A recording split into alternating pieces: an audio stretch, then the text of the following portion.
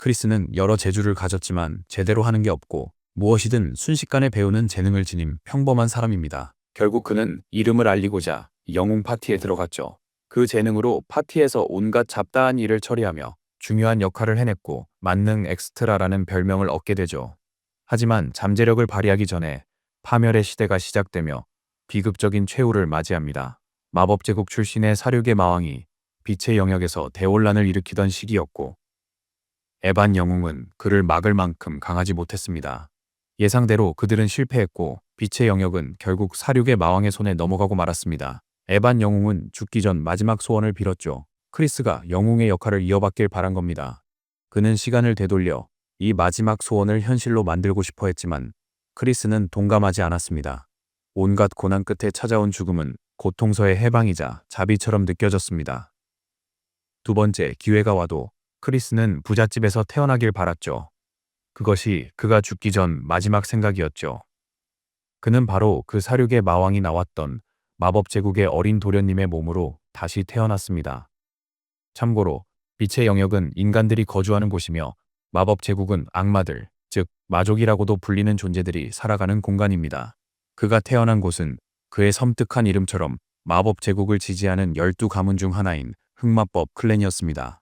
그가 알기로는 파멸의 시대가 시작되기 5년 전, 즉 15년 전으로 시간을 회귀한 것이었습니다. 크리스는 부잣집 도련님이 되었지만 빙의한 몸의 주인 크리스티안 반바렌 카자르는 성격이 결코 유쾌하지 않았죠. 크리스의 전생 기억에 따르면 크리스티안은 중간 이름으로 반을 이어받아 분가 출신이라는 사실을 알 수 있습니다. 카자르 백작가는 흑마법 클랜이라 불리는 바렌 백작가의 반개 가문입니다. 카자르 가문은 비록 반개이나 흑마법 클랜 내 확고한 입지로 막강한 힘과 영향력을 지녔으며 그 부는 영향력을 더욱 키웠습니다. 카자르 가문의 위상을 강조하자면 마법 제국 내에서 그들의 영향력을 모르는 마족은 단 한 명도 없을 정도입니다.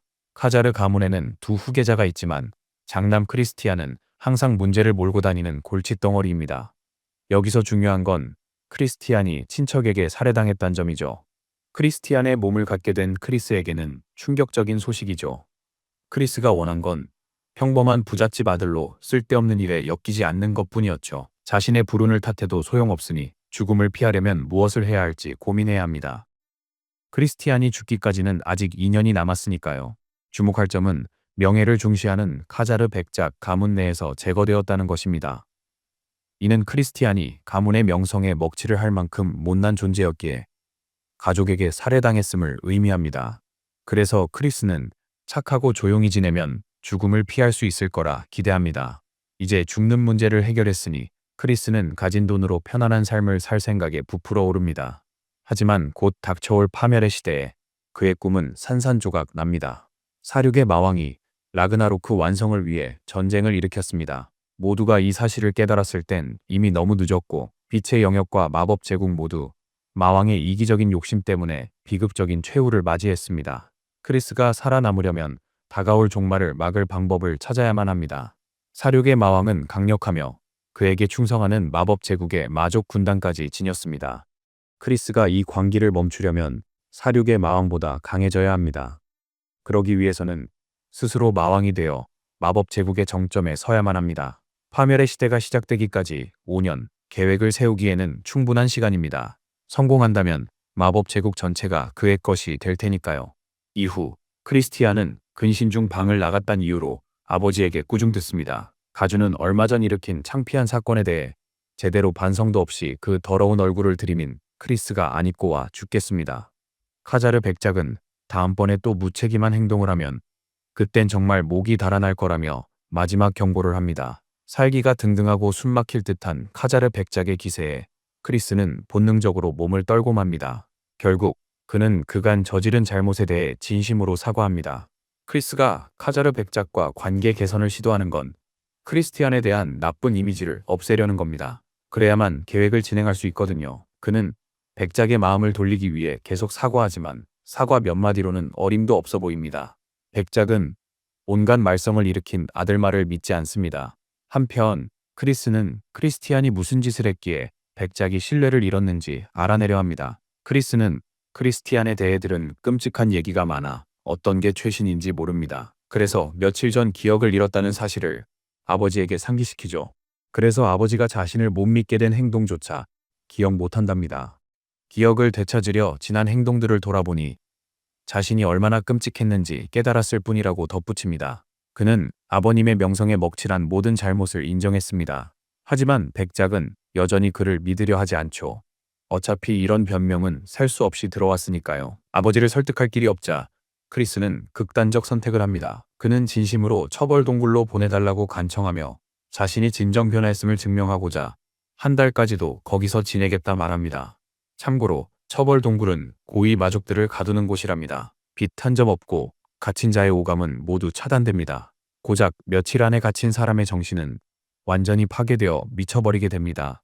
카자르 백작은 크리스가 한 달은커녕 몇 시간도 못 버틸 거라 생각합니다. 크리스는 모든 가능성을 고려했지만 아버지의 신뢰를 얻을 유일한 길이라 기꺼이 도전을 받아들입니다. 카자르 백작은 크리스티안이 여러 번 큰 약속을 하는 걸 봐왔기에 망설입니다. 매번 실망으로 끝났기 때문이죠. 하지만 이번에는 그의 장단에 맞춰 마지막 기회를 주기로 합니다. 그러면서 한 가지는 분명히 못 박죠.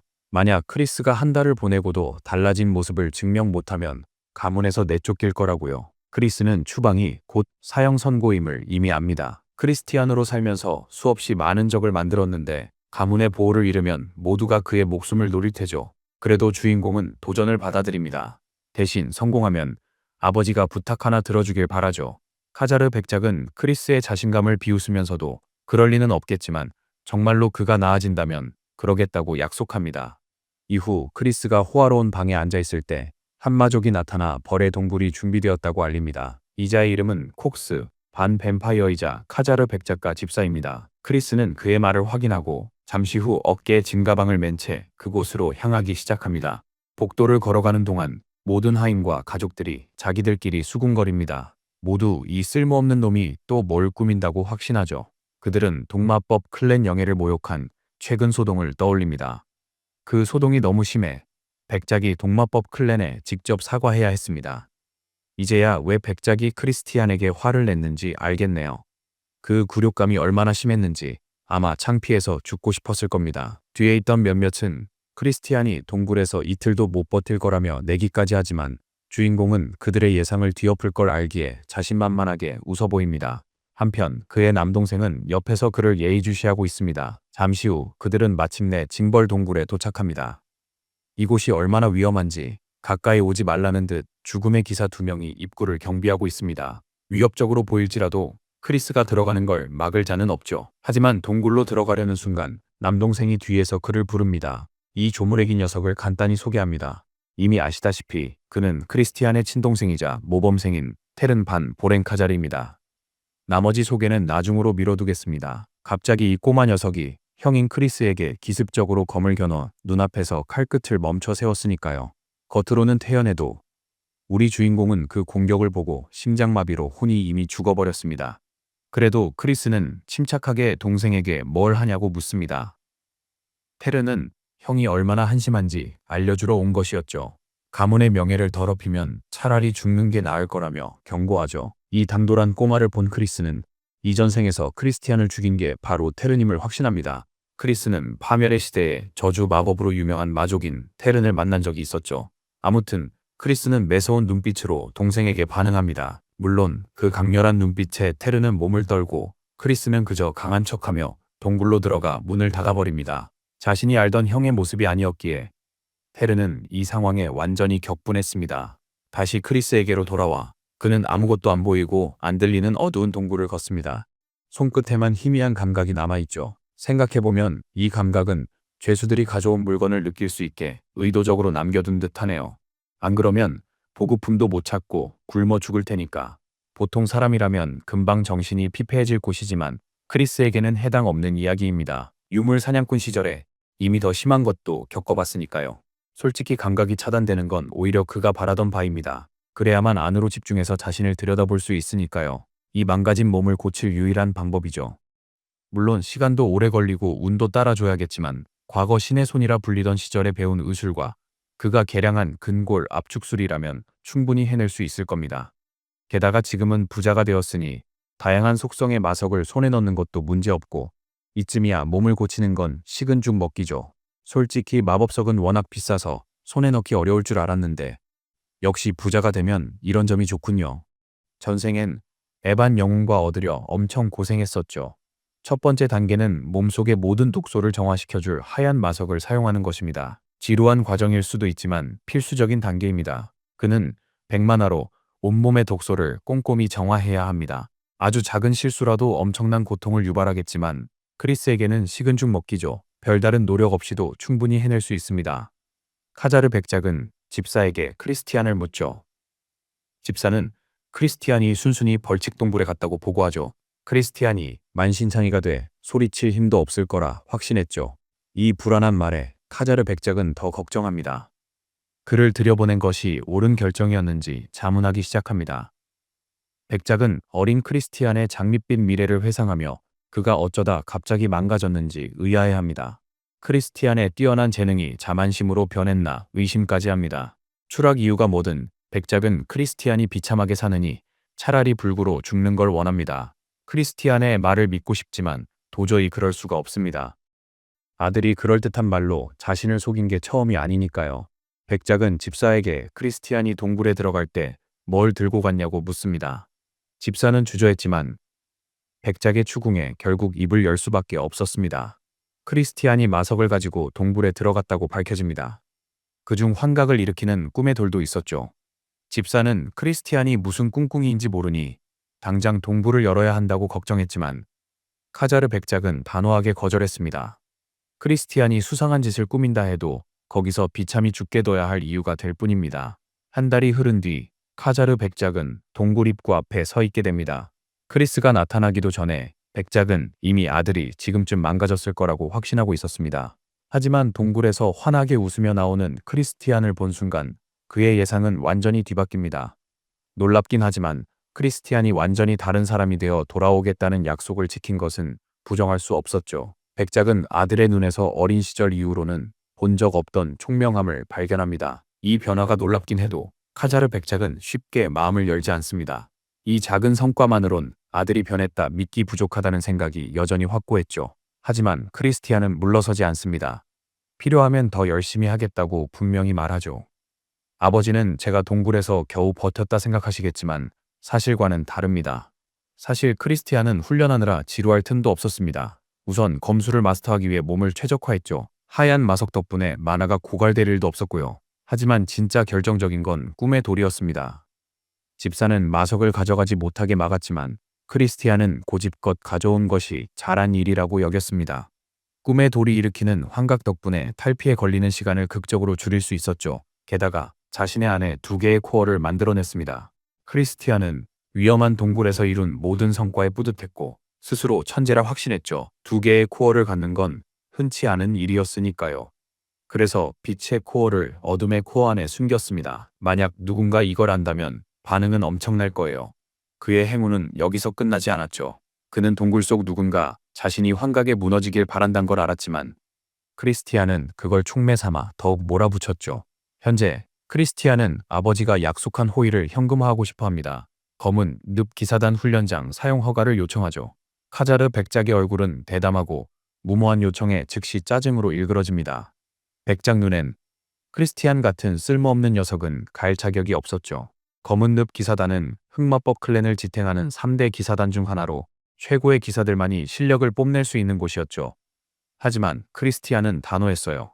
기사단에 들려는 게 아니라 훈련장만 빌려달라고요. 검은 늪 기사단의 용맹함이 긍정적 영향을 줄 거라 믿으면서 잠시 침묵하던 카자르 백작은 엄중히 경고하며 허락했습니다. 기사들 앞에서 망신당하지 마라. 그렇지 않으면 죽음을 면치 못할 것이다. 크리스티안은 그 경고를 받아들이고 아버지가 자리를 뜨기 전에 또 다른 부탁을 했습니다. 이윽고 크리스티안은 훈련장에 당도합니다. 그가 자기 일에 신경 쓰는 동안 뒤에 있던 몇몇 기사들이 그를 쓸모없는 도련님으로 알아보고 수군거리기 시작합니다. 기사들은 백작의 아들을 험담하는 걸 숨기지도 않죠. 이는 마법 제국의 현 주소를 보여주는 겁니다. 여기서는 지위보다 힘이 더 중요하거든요. 크리스티안이 검은 늪 기사단 훈련장에 온 또 다른 이유가 있습니다.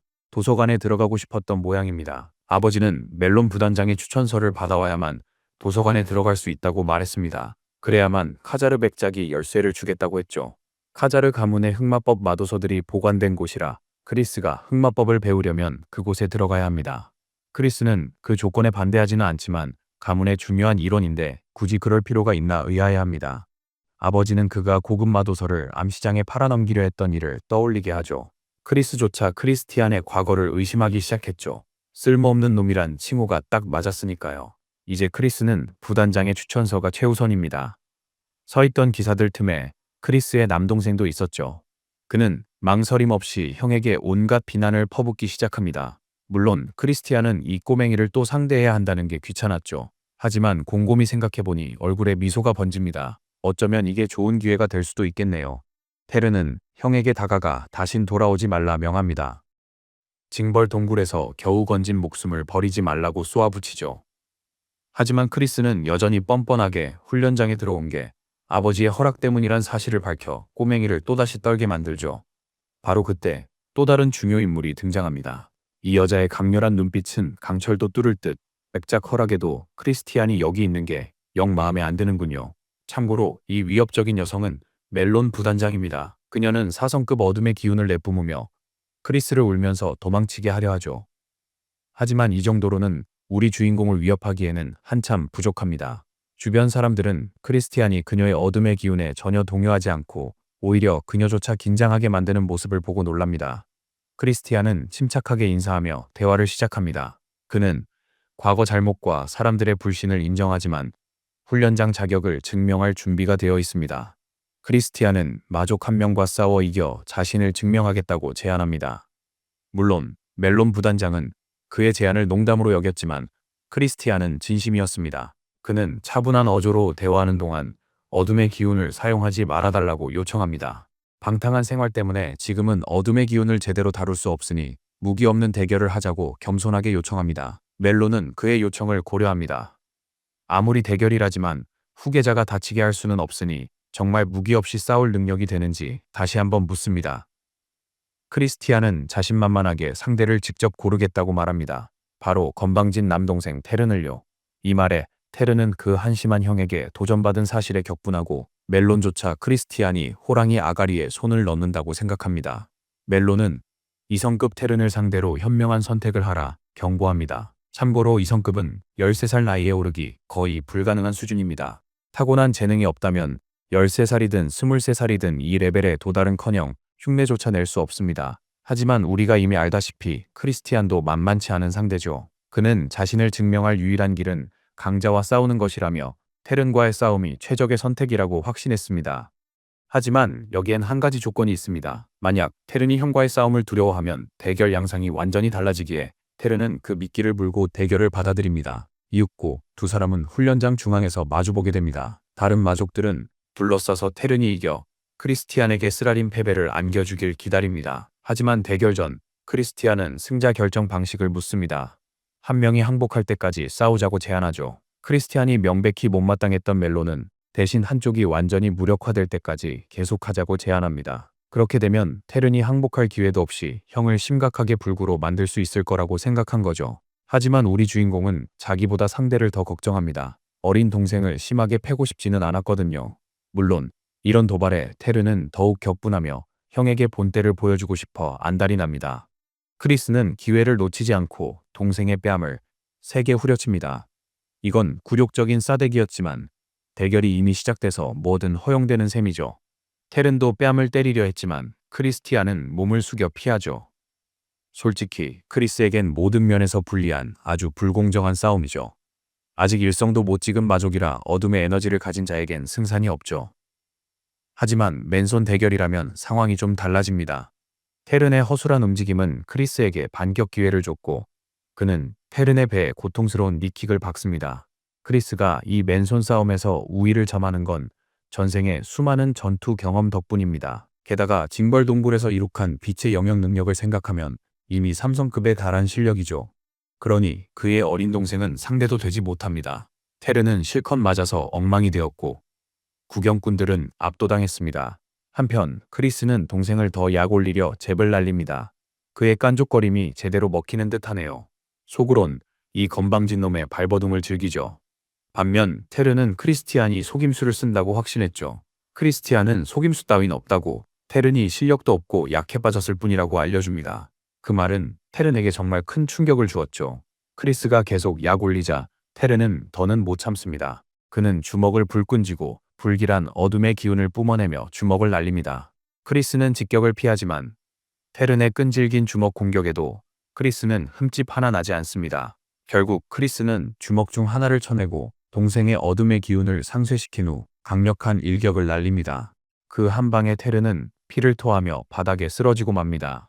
관중들은 테른이 방심했거나 쓰레기 같은 형을 다치게 하고 싶지 않았을 거라며 웅성거리기 시작합니다. 아무짝에도 쓸모없는 형에게 테른이 나가 떨어진 건 말이 안 되죠. 하지만 멜론 부단장은 무슨 일이 벌어졌는지 정확히 알고 있었고 너무 놀라 정신이 혼미했습니다. 반면 크리스는 멜론에게 자신이 할 일을 다 했는지 아니면 아직 남았는지 묻고 싶어 합니다. 충격받은 멜론은 그가 해냈음을 확인해 줍니다. 이 확인은 크리스티안에게 희소식이었고 이제 다음 계획을 실행할 준비가 되었습니다. 이후 방에 앉은 크리스는 마침내 흑마법 일성에 도달했음을 되새깁니다. 어둠의 에너지가 아직 익숙지 않은 데다 크리스티안이 남긴 잔여물도 상당해서 예상보다 시간이 더 걸렸죠. 빛의 힘을 동시에 사용하는 것은 그게 가능해지기 전에 레벨을 더 올려야 할 겁니다. 그때 전속 하녀 마리가 부름에 답해 나타납니다. 그녀의 정체는 상급 악령 벤시였죠. 크리스는 하녀로 악령이 붙으니 섬뜩함을 감출 수 없습니다. 너무 소름 끼쳐 백작에게 그녀를 바꿔달라고 고민한다. 아무튼 그는 훈련을 시작하기 전에 마실 주스를 가져오라고 시킵니다. 마리는 알겠다면서도 피 주스가 다른 어떤 것보다 훨씬 맛있으니 인간의 피로 주스를 준비해야 할지 확인하고 싶어 합니다. 그녀는 계속해서 피 주스를 권하고 그녀의 섬뜩한 제안에 완전히 질려버린 크리스티안은 그저 딸기 주스를 원할 뿐입니다. 잠시 후 크리스티안이 훈련을 떠나려 하자 집사가 뒤에서 그에게 다시 한번 생각해보라고 권합니다. 집사는 크리스티안이 요즘 너무 무리한다며 걱정합니다. 남들이야 그를 쓸모없다 여겨도 집사는 어린 도련님의 부지런함과 성실함에 무척 자랑스러워하고 기뻐하죠. 그는 늘 크리스티안을 굳게 믿었지만 크리스티안은 이자의 위선을 꿰뚫어 봅니다. 그는 하찮은 하인에게 인정받고 싶지 않다는 듯 집사를 죽일 듯이 쏘아봅니다. 불쌍한 집사는 주제 넘으려던 건 아니라며 얼른 사과합니다. 그 말을 남긴 채 집사는 크리스티안의 순조로운 훈련을 바라며 떠납니다. 하지만 크리스는 그에게서 뭔가 수상함을 느끼지만 정확히 뭔지는 알 수 없죠. 이후 크리스가 영지를 걷다 보니 주변 사람들의 행동과 눈빛이 자신을 향해 더 부드러워지고 유순해진 것을 알아차립니다. 그는 이것이 그들의 마음을 서서히 얻을 절호의 기회라고 생각합니다. 쇳불도 단김에 빼랬다고 그는 가방을 내려놓자마자 검을 휘두르기 시작합니다. 한마족이 이를 보고 멜론 부대장에게 즉시 알립니다. 크리스티안 도련님이 오늘도 훈련장에 나타났다고 보고합니다. 이 말을 들은 멜론 부단장은 크리스티안의 행동에 호기심이 생겨 심각해집니다. 테른과의 결투에서 보인 그의 세련되고 정확한 움직임에 감탄했어요. 크리스티안이 대체 뭘 꾸미는지 궁금해요. 그녀를 흥분시키는 건 크리스티안이 적절한 때 동생의 어둠을 막았다는 거예요. 이는 그가 처음부터 전투를 지배했음을 설명합니다. 만약 그렇다면 그는 본가 직계 후계인 에쉐이드경을 능가할 재능이 있을지도 모릅니다. 하지만 크리스티안은 방탕한 생활로 어둠의 기운을 잃은 사생아일 뿐이죠. 에쉐이드 드 바란 경과의 거대한 힘 차이를 메울 수 없어요. 멜론은 크리스티안을 모른 채하고 밖으로 나섭니다. 막상 밖에 나와보니 크리스티안이 캐논을 쓰러뜨린 것을 봅니다. 주변 사람들은 그가 일성마족인 동족을 쓰러뜨린 것에 경악합니다. 저 사생아가 일성에 도달했다니 믿을 수가 없죠. 멜론조차도 놀라서 쳐다볼 수밖에 없습니다. 반면 크리스티안은 명성 높은 검은 늪 기사단이 약해 실망합니다.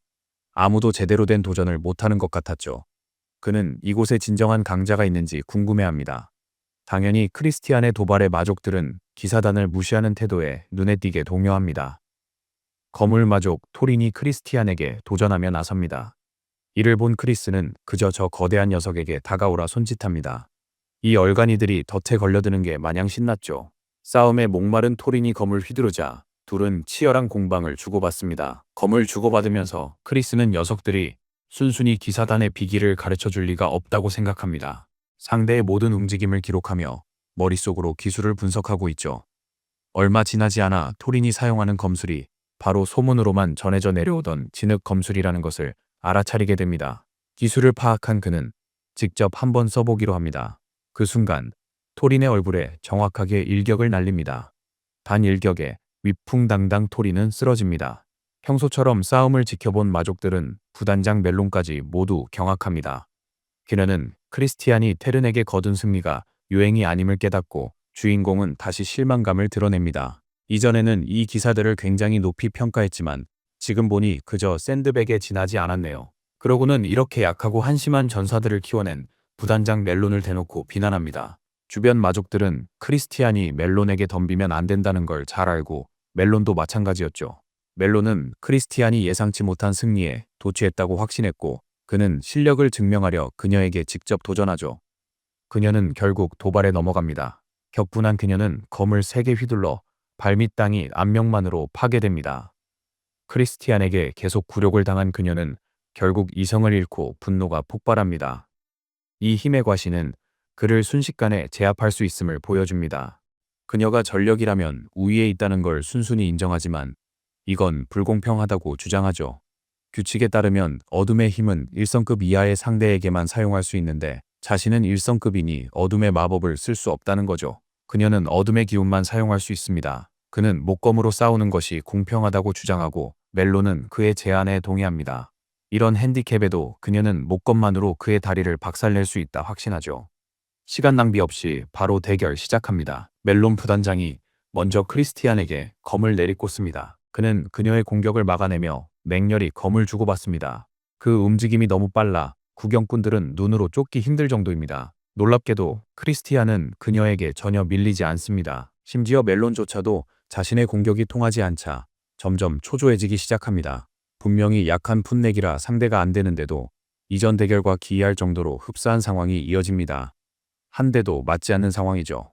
당황한 그녀를 보고 크리스는 계속 깐족거려 그녀를 더욱 자극합니다. 그녀는 검에 어둠의 기운을 불어넣어 내리치지만 크리스티안은 가볍게 피하고 돌진하여 얼굴에 강력한 박치기를 날립니다. 그 충격으로 그녀의 코피가 터지죠. 이 공격은 주인공이 계산한 위험 부담이었습니다. 그는 멜론의 흑마법이 봉인되면 신체 능력만으로 빈틈을 막지 못할 거라 예상했고 그의 직감은 정확히 들어맞았습니다. 멜론이 검에만 집중했다면 그 공격은 안 통했겠죠. 피를 흘린 멜론은 식은땀을 흘리는 대신 오히려 호탕하게 웃기 시작합니다. 크리스티안이 자기한테 박치기 할 줄은 전혀 예상 못했다면서 귀엽고도 결국 재밌다고 생각하는 그녀는 거죠. 그를 얕본 잘못을 인정하고 그의 성장을 위해 특별히 신경 써주겠다고 약속합니다. 하지만 크리스티안이 박치기 할 때 그녀의 목을 긁었다는 충격적인 사실을 밝힙니다. 손톱에 독이 있었다면 그녀는 죽었을 겁니다. 멜론은 패배를 인정하고 그의 소원을 들어줄 준비가 되어 있지만 한 번 더 대결하고 싶어 합니다. 크리스는 재대결에 아무 문제 없지만 대가로 요구를 하죠. 멜론은 망설임 없이 동의합니다. 이 기회에 크리스는 그녀에게 무릎을 꿇으라고 요구합니다. 충격적인 제안이죠. 멜론에게는 불가능한 요구였습니다. 그녀의 충성심은 흑마법 클랜 본가인 바론 가문에 있습니다. 크리스는 그녀의 말을 이해하지만 클랜의 다음 수장이 되면 최고가 될 테니 문제없다고 그녀를 안심시킵니다. 멜론은 어이없어하며 희망사항일 뿐이라 일축합니다. 어쨌든 계승권을 인정받은 소가주만 5명이고 모두 본가의 직계 혈통이니까요. 사생아인 크리스티안에게는 기회조차 없습니다. 크리스티안은 교활한 미소를 지으며 분가 사람이 소가주가 되지 말란 법은 없다고 멜론에게 상기시켜줍니다. 어쨌든 그는 재대결 신청을 받아들입니다. 하지만 다음 대결은 한 달 뒤에 열리며 아무런 제한 없이 전력을 다해 싸우게 될 겁니다. 멜론은 문제없다고 하죠. 사실 그녀는 이미 그에게 닥쳐올 굴욕적인 패배를 상상하고 있습니다. 반면 크리스는 너무 확신하지 말라 경고하죠. 세상은 예측 불가능하니까요. 그는 작별을 고하며 한 달 뒤에 보자 약속합니다. 그녀의 충성심을 자신에게 돌리기로 맹세합니다. 나중에 크리스티안은 멜론 부사령관의 추천서를 아버지에게 제출합니다. 추천서를 건네주면서 그는 마족들의 부족한 기본기에 대한 자신의 의견을 밝히고 그들의 훈련에 더 신경 써야 한다고 제안합니다. 장면은 잠시 전으로 돌아가 크리스티안과 대결했던 멜론이 그의 성장에 대해 아버지에게 말하는 모습이 나옵니다.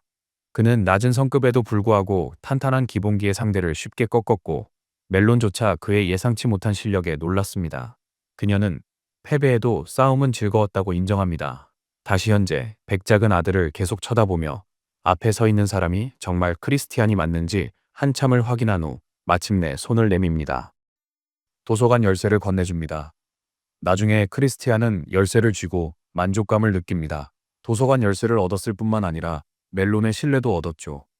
멜론은 마법 클랜 본가 출신의 악마로 파괴의 시대에는 한때 육성급 고위 악마였습니다. 크리스티안이 마법 클랜 전체를 완전히 장악하려면 그녀가 꼭 필요하죠. 아직 그녀를 완전히 얻진 못했지만 한 달이면 충분하다고 자신하죠.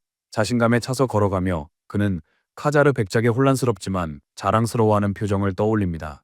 크리스는 악마에게도 가족애가 있다는 것을 알고 있으며 카자르 백작이 전생의 아버지보다 훨씬 낫다는 것을 알 수 있습니다. 그는 새아버지를 자랑스럽게 만들겠다 다짐하죠. 도서관 안으로 들어간 크리스는 그곳에서 빛의 영역에서 금지된 피마법, 소환술, 저주 연구 등 다양한 마법서들을 전부 살펴봅니다. 책을 꺼내자마자 악령 하녀가 갑자기 나타나 그를 깜짝 놀라게 합니다. 그녀가 여기서 뭘 하냐고 묻자 그녀는 바로 이곳의 사서였다고 밝힙니다. 그녀는 크리스티안을 좋아한다고 고백하지만 그는 받아주지 않습니다. 그럼에도 그녀는 그를 계속 유혹해 불편하게 하죠. 분위기를 바꿔 그녀는 크리스가 고른 마법서가 속박의 봉인이라는 사성급 흑마법서인데 대체 어떻게 이해할 생각이냐고 묻습니다. 크리스는 자신만만하게 자신을 천재라고 선언합니다. 마리는 그 말을 믿지 않지만 겉으론 칭찬하며 응원합니다. 그녀가 호기심에 책 선택 이유를 묻자 그는 쥐를 잡으려 한다고 답합니다. 긴장감 속에 크리스가 악마들과 훈련하는 장면으로 전환됩니다. 그는 찾고 있는 쥐일 수 있는 용의자들을 생각합니다. 목록의 첫 번째는 그의 남동생인 투룬으로 집안의 누구보다도 형을 경멸하죠. 두 번째는 클랜 후손이 아니지만 처벌 동굴에 드나드는 집사 콕스입니다. 악마들은 높은 사회적 지위를 가진 사람보다 강력한 자를 더 존경하기에 콕스가 자신처럼 약골주의를 맴도는 것은 어불성설입니다. 콕스의 배후에 제3자가 있을 수도 있지만 그게 누구든 크리스를 무너뜨리려는 자입니다. 콕스가 크리스를 처벌 동굴로 보내며 꿈의 돌을 준 것이 사형 선고나 다름없다는 점입니다. 쥐들을 잡으려 크리스는 적들이 원하는 망나니 연기를 하기로 합니다. 자신이 몰락하는 모습을 보면 적들은 희망을 품을 테고 그러면 배우가 누군지 알아보기 쉽겠죠. 그는 훈련 도중에 갑자기 모든 게 너무 어렵다며 짜증을 냅니다. 그리고 그날 훈련을 그만두고 쉬기로 결정하죠. 그의 갑작스런 변화에 모두 예상대로 허를 찔립니다. 나중에 아버지와 식사 중 크리스는 소란을 피웁니다. 아들은 절대 달라질 수 없다고 생각하니 아버지는 분노가 치밀어 오릅니다. 엄청난 실망감에 그는 자리를 떠납니다. 삐져서 나가는 백작을 보며 크리스는 슬픔을 느끼지만 가문의 이익을 위한 일임을 알고 있습니다. 그는 하녀들을 괴롭히고 돈을 물쓰듯 낭비하는 등 옛날의 반항적인 모습으로 돌아갔다는 소문을 퍼뜨리려 노력합니다. 하지만 술을 마실 때마다 그의 하녀는 항상 무알코올 와인을 가져옵니다. 크리스는 쥐를 잡는 계획의 일부로 진짜 술을 가져오게 하려 합니다. 그는 배우가 자신이 예전에 쓸모없는 놈으로 돌아왔다 믿게 하려 합니다. 그는 충성스런 하녀도 놀란 속박의 봉인 마법을 선보입니다. 그녀는 그가 이미 마법을 마스터한 것을 보고 당황하지만 크리스는 자신의 천재성을 자랑하며 시간을 낭비하지 않죠. 그는 말썽을 피우면서도 여러 마법을 마스터하려고 몰래 공부했다고 설명합니다. 자축하기도 전 남동생 서언이 예고 없이 방으로 들이닥칩니다. 이것을 본 크리스는 재빨리 태세를 전환하여 멀쩡한 천재에서 술주정뱅이 망나니로 돌변하며 패배자의 연기를 펼칩니다. 서언은 얼간이 동생이 하나도 변치 않았다는 확신에 분노로 눈을 가늘게 뜹니다. 서언의 격렬한 반응으로 크리스는 그가 계략에 연루되지 않았음을 확신합니다. 서언이 무관하다는 것을 확신한 크리스는 그에게 자신의 몰락을 바라는 배신자가 있음을 밝히며 비밀을 털어놓습니다. 크리스는 당분간 무모한 바보 연기를 할 겁니다. 적들이 원하는 모습 그대로 연기해서 그들을 쉽게 알아볼 수 있게 말이죠. 동생을 더 설득하려고 그는 마시던 와인을 건네주며 냄새를 맡게 해서 그게 가짜 술임을 보여주죠. 크리스는 아직 누가 적인지 모르지만 놈들을 유인하는데 가까워졌다고 확신해요. 바로 그때 유리 깨지는 소리에 하인이 달려옵니다. 크리스는 즉시 술 취한 모습으로 돌아가 하인에게 집사가 보낸 와인이 틀렸으니 제대로 된 걸 가져오라고 전하라고 소리칩니다. 하인은 콕스가 지금 바쁘다고 알리기 전에 연신 사과합니다. 술에 취해 선원처럼 행동하던 크리스는 집사를 직접 찾아갑니다. 뒤에서 동생은 이 망나니가 얼마나 실감나게 취한 얼간이 연기를 하는지 그저 지켜볼 뿐입니다. 결국 콕스를 만난 크리스는 고의로 집사 머리 위로 와인병을 뒤집어 엎어버립니다. 엉뚱한 와인을 보내 속임수를 썼다 비난하죠. 콕스는 사과하며 제대로 된 와인을 즉시 가져오겠다고 하지만 크리스는 직접 가져오라고 고집합니다. 콕스는 더 급한 일을 처리 중이라며 와인은 나중에 가져다 줄 수 있다고 차분하게 설명하지만 크리스는 계속해서 콕스를 자극하며 몰아붙입니다. 결국 콕스는 와인을 가지러 자리를 뜹니다. 크리스는 이 자식의 인내심에 놀랍니다. 콕스는 감정을 숨겼지만 크리스는 그의 저기를 느꼈다. 크리스는 혼자 남겨지자 집사가 준비한 서류를 살피기 시작합니다. 서류를 훑어보던 그의 얼굴에 미소가 번집니다. 집사의 자금 횡령을 발견했기 때문이죠.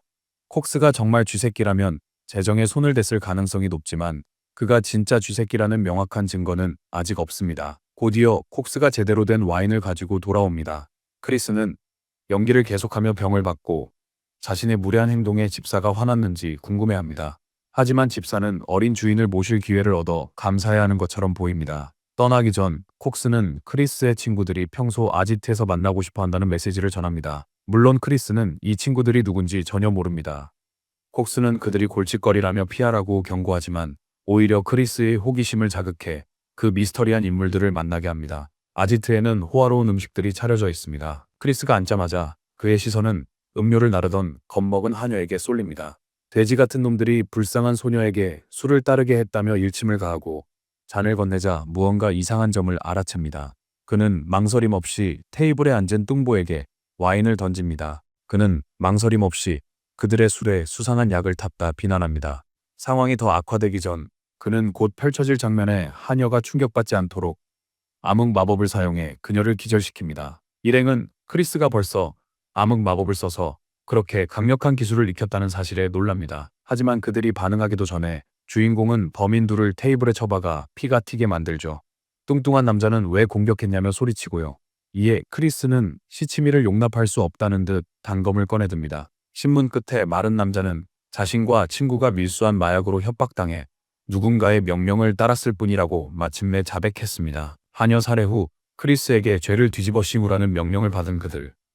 크리스는 배우를 계속 추궁합니다. 마른 남자가 망설이자 크리스는 이놈에게 누가 상황을 주도하고 있는지 똑똑히 알려줍니다. 마른 남자는 마지못해 진실을 밝힙니다. 콕스가 배우였죠.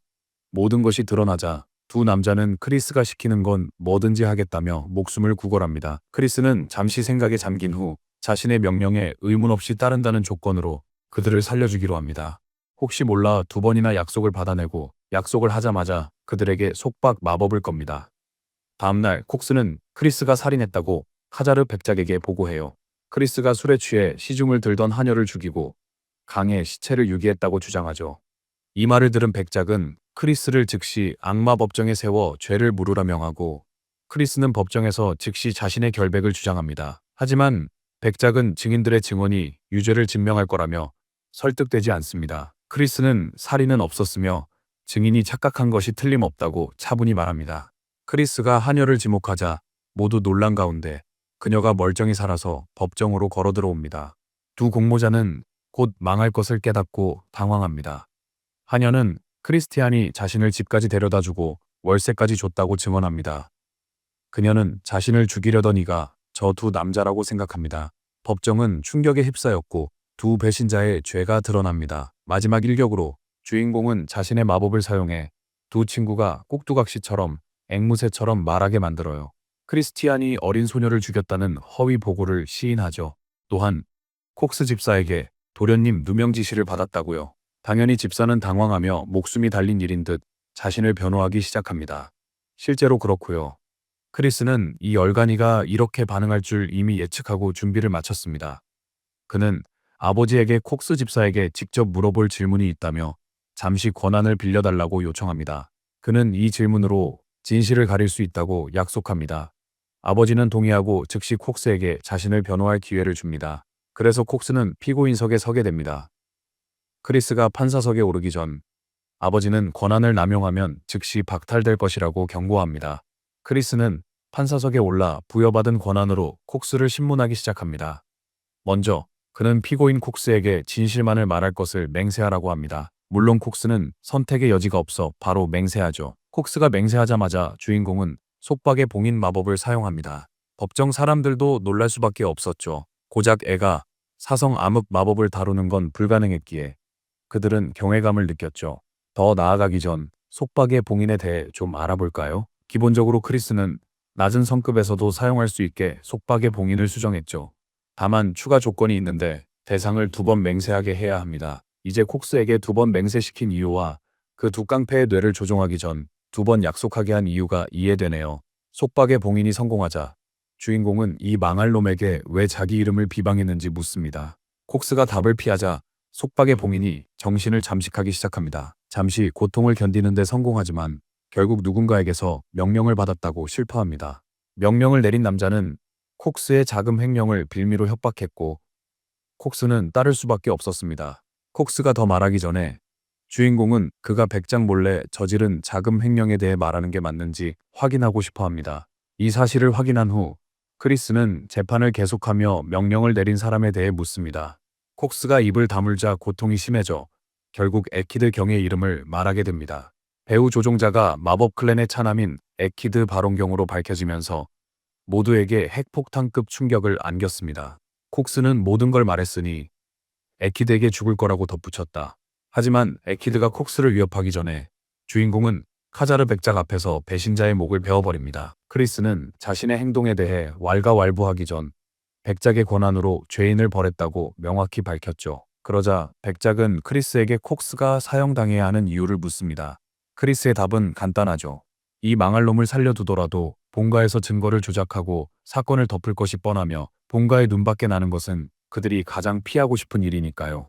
이 사건으로 에키드가 자신을 방해하려던 게 명백히 드러났죠. 다음 순간 카자르 백작은 포터를 소환하고 부자는 단둘이 이야기를 나누기 위해 비밀 훈련장으로 들어갑니다. 아무래도 법정 안에는 사람이 너무 많았기 때문이었죠. 백작이 알기로는 에키드가 문제를 일으키는 유일한 이유는 계승 분쟁 때문입니다. 백작은 한 가문의 힘과 권위가 후계자와 직결된다는 걸 잘 압니다. 그러니 에키드가 위협을 느끼는 건 당연하죠. 하지만 현재로서는 장남이 선택지가 아니기 때문에 백작은 첫째 아가씨를 지지하고 싶어 합니다. 그러나 바로 그때 크리스가 다음 선택지로 자신을 내세웁니다. 그가 다음 후계자가 되겠다고 자원한 것이죠. 당연히 백작은 그 생각을 일축합니다. 불가능하다. 하지만 크리스는 아버지에게 반개 가문 출신이라도 필요한 능력을 갖추면 잠재적 후계자로 인정받을 수 있다고 상기시킵니다. 그러나 아버지는 그저 서류상으로만 그럴 뿐 가문에서 전례가 없는 일이라고 믿습니다. 크리스는 에키드가 자신을 잠재적 경쟁자로 봐서 제거하려 했다고 아버지에게 상기시킵니다. 백작은 크리스가 과거 에키드보다 재능이 있었을 수 있으나 현재는 에키드가 훨씬 앞섰다고 인정합니다. 하지만 크리스는 이미 따라잡기 시작했다고 믿죠. 자신의 성장을 가속화하고자 그는 아버지의 권한을 빌려 2달 뒤의 성스러운 어둠 의식에 자신을 추천해달라 요청합니다. 백작은 의식 참여에 최소 2성급이 필요하다고 상기시켰지만 크리스는 전혀 신경 쓰지 않았죠. 2달 안에 2성급에 도달할 테니 아버지가 이 부탁을 들어주길 바랍니다. 결국 백작은 도련님 명령을 따를 수밖에요. 이후 하인들은 도련님이 얼마나 변했는지 수군거립니다. 요즘 백작이 직접 그를 훈련시킨다는 소문이 돌아요. 크리스티안이 받는 훈련은 상급 기사들도 겨우 버틸 정도로 혹독하다고 합니다. 그리고 우리 도련님은 새롭게 배운 검술로 온갖 것들을 베어내고 있습니다. 그의 성장에 백작도 크리스티안의 적응력에 깜짝 놀랐습니다. 며칠 만에 다 배우는 수준이었죠. 백작은 크리스티안이 훈련용 인형의 사지를 절단하는 것을 보고 더욱 충격받습니다. 알고 보니 크리스는 진흙 검술과 검은 낫의 검기를 섞어 진흙 검술만으로는 불가능했던 깔끔하게 베어버리는 궁극의 기술을 만들어냈습니다. 물론 백작은 그런 엄청난 재능을 보고 거의 혼이 나갈 지경입니다. 보통 두 기술을 동시에 쓰면 저주 걸기가 어려운데 크리스는 식은 죽 먹기라며 대수롭지 않게 여깁니다. 그에게는 거의 불편함조차 없는 수준이죠. 15일 뒤 주인공은 바닥에 완전히 뻗어 있습니다. 복잡한 검술 마법은 해내지만 달리기 후 유산소 운동 부담은 못 견디네요. 엎친 데 덮친 격으로 체력이 서서히 쌓이기에 꼼수도 안 통하죠.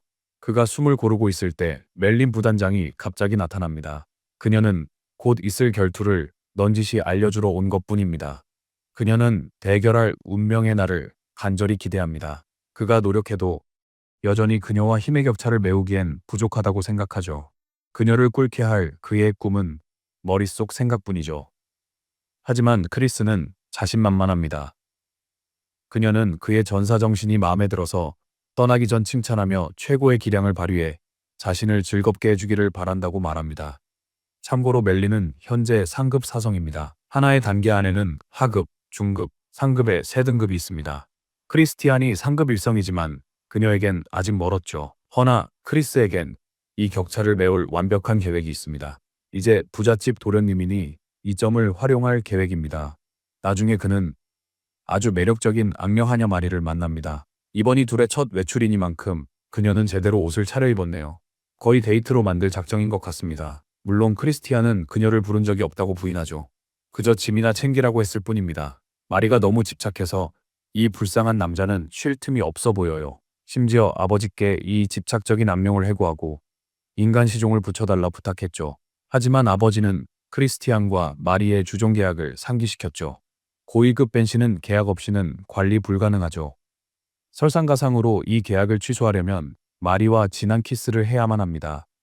다시 현재로 돌아와서 크리스티안은 마리에게 같이 갈 수 없다고 다시 한번 상기시킵니다. 사람이 많은 곳으로 가야 하거든요.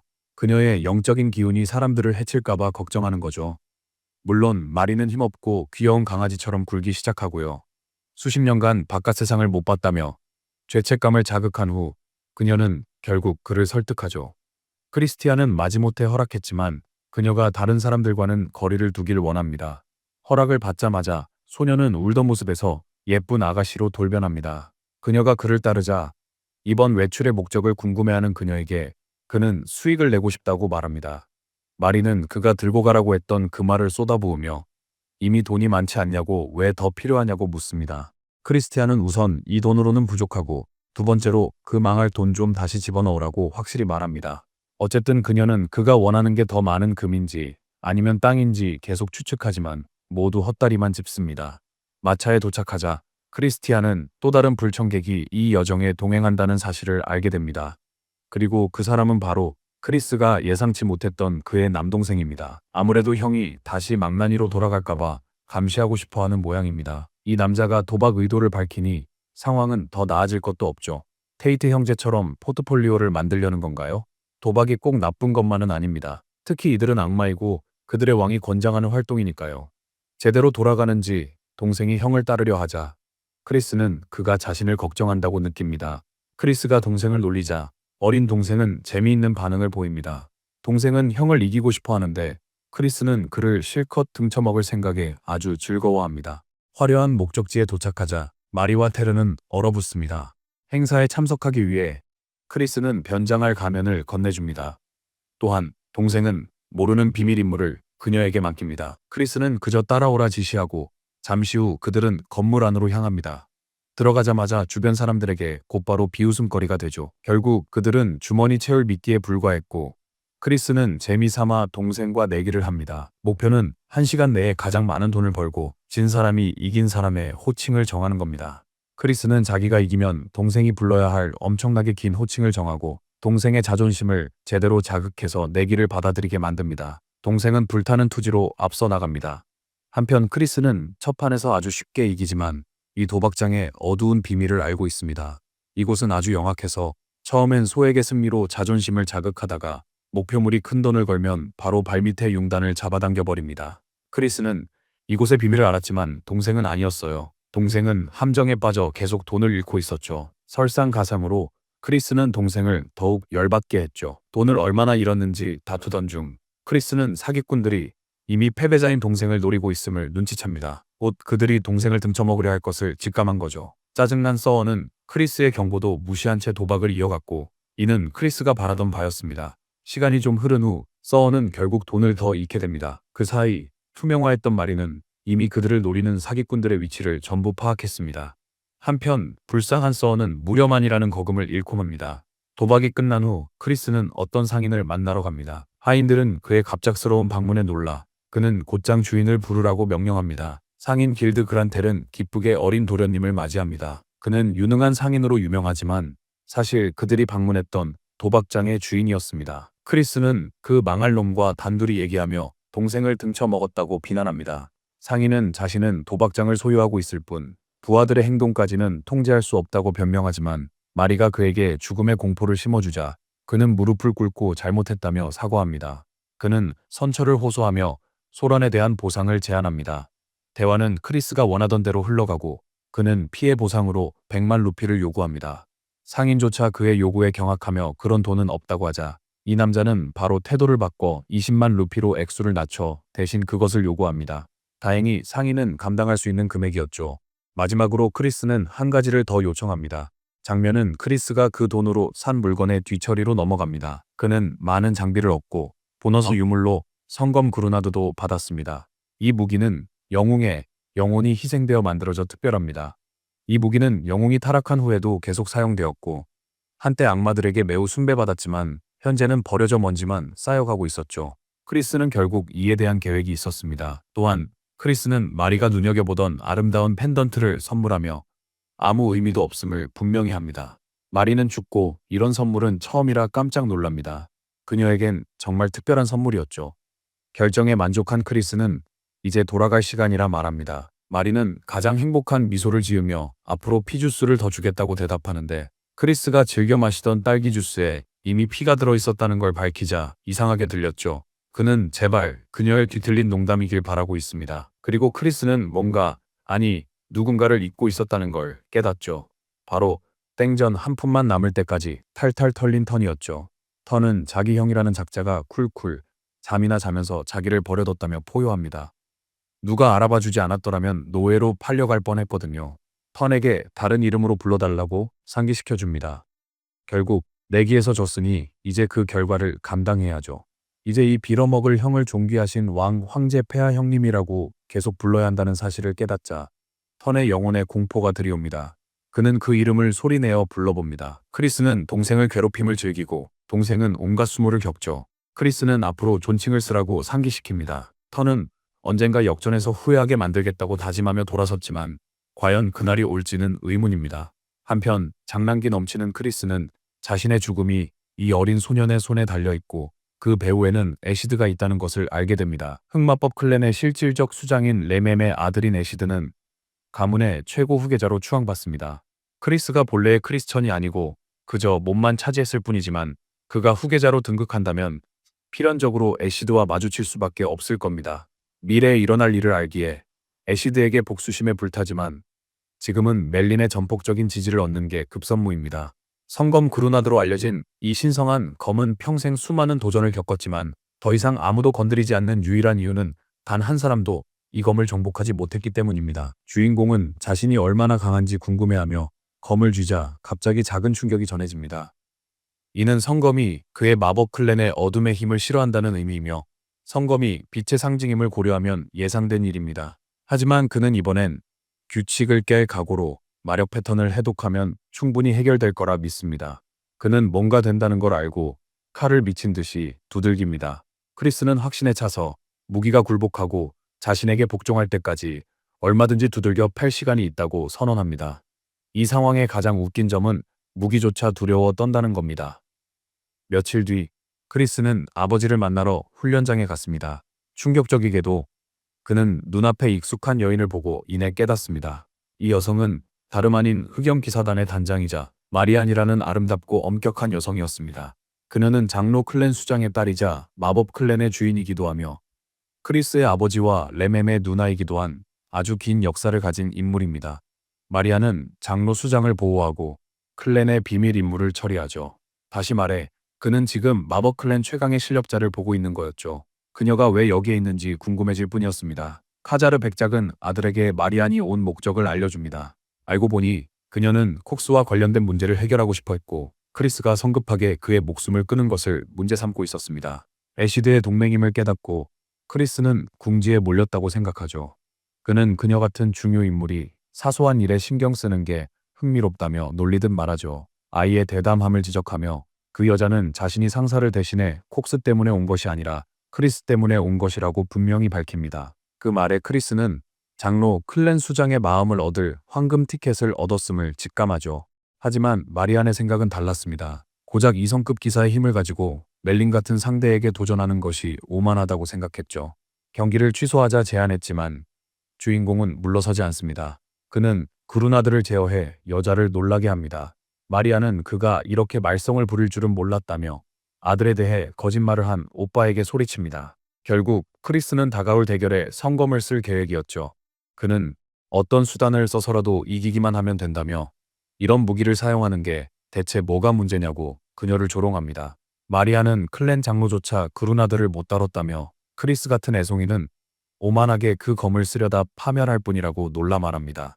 하지만 크리스는 그녀의 자존심을 건드릴 요량으로 칼을 완전히 뽑아 자신의 제어 아래 있음을 드러냅니다. 처음에 마리아는 이것이 속임수인지 아니면 그가 가짜를 사용하는 것인지 의심하지만 칼날을 잡는 순간 손이 심하게 타서 결국 칼을 내던지게 됩니다. 그녀는 크리스가 무기를 너무 쉽게 다루는 모습에 경악합니다. 그는 주된 이유는 숨기지만 한 가지는 밝힙니다. 불가능한 걸 해내는 건 그가 천재라서죠. 그의 자신감 넘치는 말에 아버지는 감명받지만 멜론이 불쑥 나타나 대화에 끼어들며 시선이 분산됩니다. 그녀는 크리스가 칼을 길들인 것에 감탄했지만 오늘이 그의 마지막이 될 거라며 결과는 변치 않을 거라고 말합니다. 멜론의 묵직한 일격으로 우리의 주인공은 수세에 몰리게 됩니다. 아무런 속박도 없이 그녀의 속도와 힘은 차원이 다를 정도였습니다. 두 사람의 칼날이 맞부딪히자 크리스의 자신감은 점차 꺾입니다. 성검 그루나드는 멜론 검의 암흑의 힘에 영향을 줍니다. 하지만 더 인상적인 건 이 소년이 검을 쓰면서 훌륭하게 움직인다는 점입니다. 크리스는 멜론을 밀어붙였고 카자르 백작은 의아해했습니다. 이를 본 마리아는 그의 공격 과정을 분석하죠. 성검의 반동 피해를 막기 위해 매 순간 악마의 에너지를 조절하는 크리스. 대치 상황에서 벗어난 멜리는 방금 자신의 움직임을 예측하려 했냐고 묻고 크리스는 자기가 눈썰미가 좋다고 장난스레 답합니다. 이제 그는 검술이 공격 시 초기 자세가 필요함을 압니다. 예를 들어 내려치려면 팔을 들어야 하고 그 움직임은 어깨를 통해 드러나게 됩니다. 이건 상대가 전문가든 초보자든 다르지 않습니다. 멜리는 전력을 다해 다른 방식으로 그를 놀라게 합니다. 크리스를 붙잡는 속박 마법을 사용하죠. 멜리는 자신이 검술을 잘 다루지만 마법사라는 사실도 상기시킵니다. 그러나 크리스가 정화 아티팩트로 그녀의 공격을 쉽게 풀어버려 그에게 큰 영향을 주지 못합니다. 카자르 백작이 아티팩트를 줬는지 기억 못해도 아버님 덕분이랍니다. 크리스는 본인이 워낙 뛰어난 도둑이라 괜찮다고 하네요. 그 외에도 그는 장비 또한 실력의 증거라고 생각합니다. 그렇게 말하며 공중에서 터지는 구체를 던지죠. 멜린이 잠시 한눈판 사이 진짜 구체가 그녀 바로 앞에서 맹렬하게 폭발하며 집어삼켰습니다. 크리스는 이 아티팩트도 구매했지만 이것으론 상대를 이길 수 없단 걸 압니다. 멜린의 칼날이 불길을 뚫고 크리스에게 닿지만 그는 공격을 막아내고 미소 지으며 무기를 부숴버립니다. 싸울수록 카자르 백작에게 더 큰 인상을 줍니다. 멜린은 구체의 폭발 속에서 나타나 광기 어린 모습으로 너무 재미있다고 외칩니다. 완전히 미쳐버린 그녀는 크리스의 다음 공격이 어떨지 궁금해하고 마리안조차 폭주하는 그녀를 두려워하죠. 하지만 크리스는 이 순간을 이용해 공격을 흘려보내며 칼날을 목에 겨눕니다. 멜론은 놀라고 마리아는 실망, 카자르는 감탄하지만 전투는 크리스 승리입니다. 멜리는 패배를 인정하고 웃으며 크리스가 실력을 증명하려 한 것임을 깨닫습니다. 이제 그는 제안에 대한 보상을 원하지만 그녀가 자신을 섬기기 싫다면 그 뜻을 존중할 겁니다. 멜리는 그의 곁에 남으면 더 짜릿한 결투를 할 수 있을지 묻죠. 크리스는 수많은 전투를 약속하며 그녀를 자기 동료로 만듭니다. 싸움이 끝난 후 그의 세심한 암흑 에너지 제어를 잊지 않은 마리안의 시점을 보게 됩니다. 그녀는 스승조차 그루나드에게 순식간에 제압당했던 것을 생생히 기억하죠. 성검을 자유롭게 다루려면 거부 반응을 피하며 끊임없이 어둠 마법의 파동을 변형해야만 합니다. 그러나 실제 전투에서는 그것이 정말 쉽지 않은 일이죠. 클랜의 수장조차 게엔나의 악마나 마룡 정도는 되어야 가능한 기술이라고 생각했죠. 암흑 에너지의 흐름을 손쉽게 조종하는 천재거나요. 이 경우엔 크리스가 바로 그 사람입니다. 그의 싸움에서 일어난 일을 본 마리아는 아버지의 소원이 마침내 실현될 가능성에 즐거워합니다. 다음 장면에선 위압적인 오크 요리사가 크리스 앞에서 능숙하게 딸기 케이크를 만듭니다. 그의 실력은 장난이 아니며 요리사는 어린 도련님이 이곳에 온 이유를 궁금해합니다. 크리스는 누군가에게 줄 쿠키를 만들고 싶어 합니다.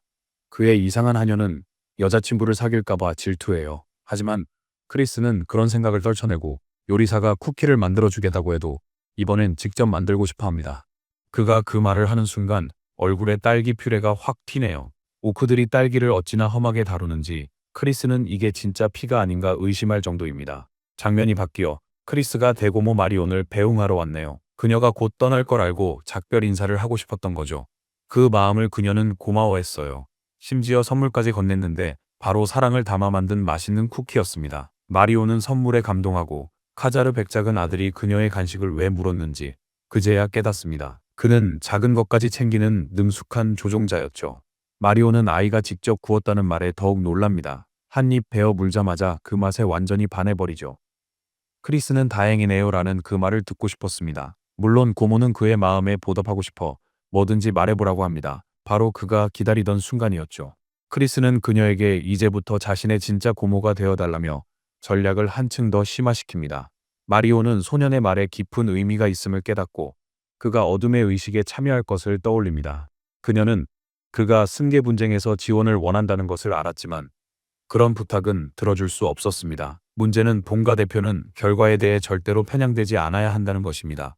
그게 그들의 유일무이한 규칙이죠. 크리스는 그런 걸 바란 게 아니며 그저 고모와 더 가까워지기를 바랄 뿐이라고 주장합니다. 마리오는 이 아이의 말에 꿍꿍이가 없는지 믿을 수가 없습니다. 크리스는 사랑스러운 얼굴로 오스카급 연기를 펼치며 도움을 애원합니다. 마리오는 그의 당돌함이 마음에 들었고 자신을 위해 만난 쿠키를 구워준 걸 알고는 그가 좋아졌어요.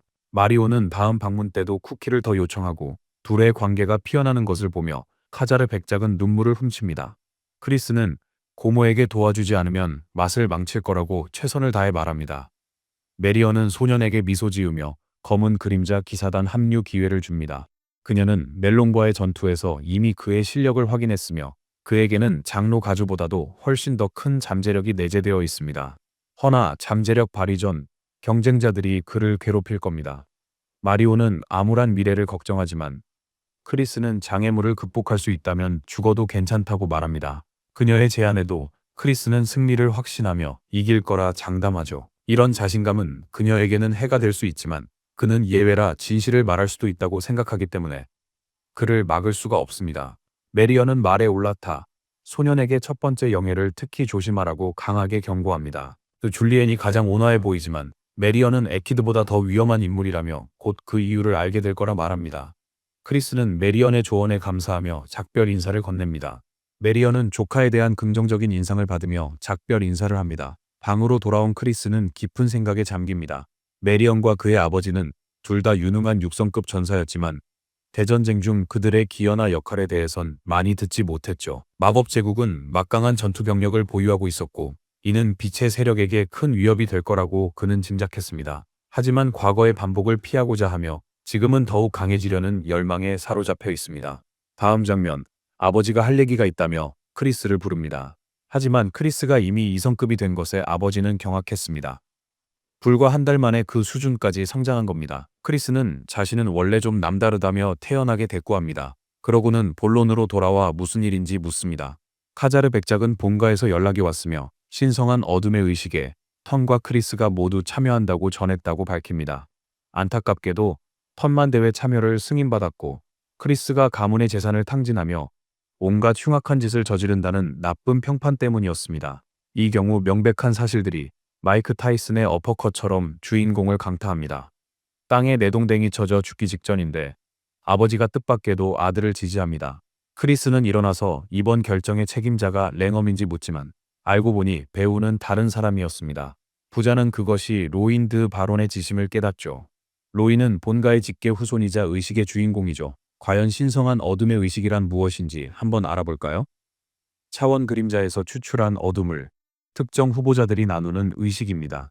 양이 한정되어 있어 일정 수준까지만 나눌 수 있기에 후보자들은 능력을 입증하기 위해 경쟁해야 합니다. 결국 강한 후보자가 더 많은 어둠을 얻는다는 뜻이죠. 결과적으로 이것이 바로 가문의 후계자나 왕자가 되는 열쇠입니다. 이번 경우 로인이 승리하면 유광자가 되고 그렇게 되면 크리스의 계획은 산산조각이 나게 됩니다. 카자르 백작은 다시 이야기할 것이며 문제 발생 시 마리온을 이용하라 강조합니다. 하지만 크리스는 충분히 감당할 수 있다며 카자르를 막고 카자르는 아이의 재능을 인정하며 어깨를 붙잡습니다.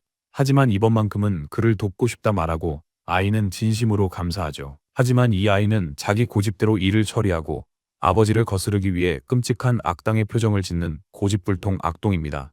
아이는 티라만 백작 가문도 의식에 참여하는지 묻습니다.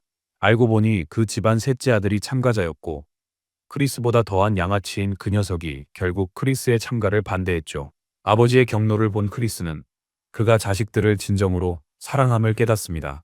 자신을 얕본 자들이 후회하게 만들 테니 진정하라 합니다. 티라만 가문이 흑단 사냥 행사를 주최하니 그 사냥에 참가하겠다고 합니다. 장면이 바뀌고 임무를 마친 마리온이 주인에게 돌아옵니다. 그녀는 크리스를 엄청 칭찬했고 그 말에 지금까지 그를 바보로만 알았던 장로 가주는 깜짝 놀랐습니다. 물론 마리오는 그가 많이 달라졌다고 확신하고 가주는 그 아이가 자신의 소원을 들어줄 자격이 충분한지 확인합니다. 사령관은 자신이 그토록 간절히 바라는 소원이 운명 자체를 뒤엎고 금지된 마법으로 죽음의 족쇄를 끊어내려는 열망임을 되새깁니다. 마리오는 아직 확신할 수 없지만 한 가지는 자신 있게 말할 수 있습니다. 그 아이가 불가능한 소원을 이룰 가장 가까운 기회라는 것을요.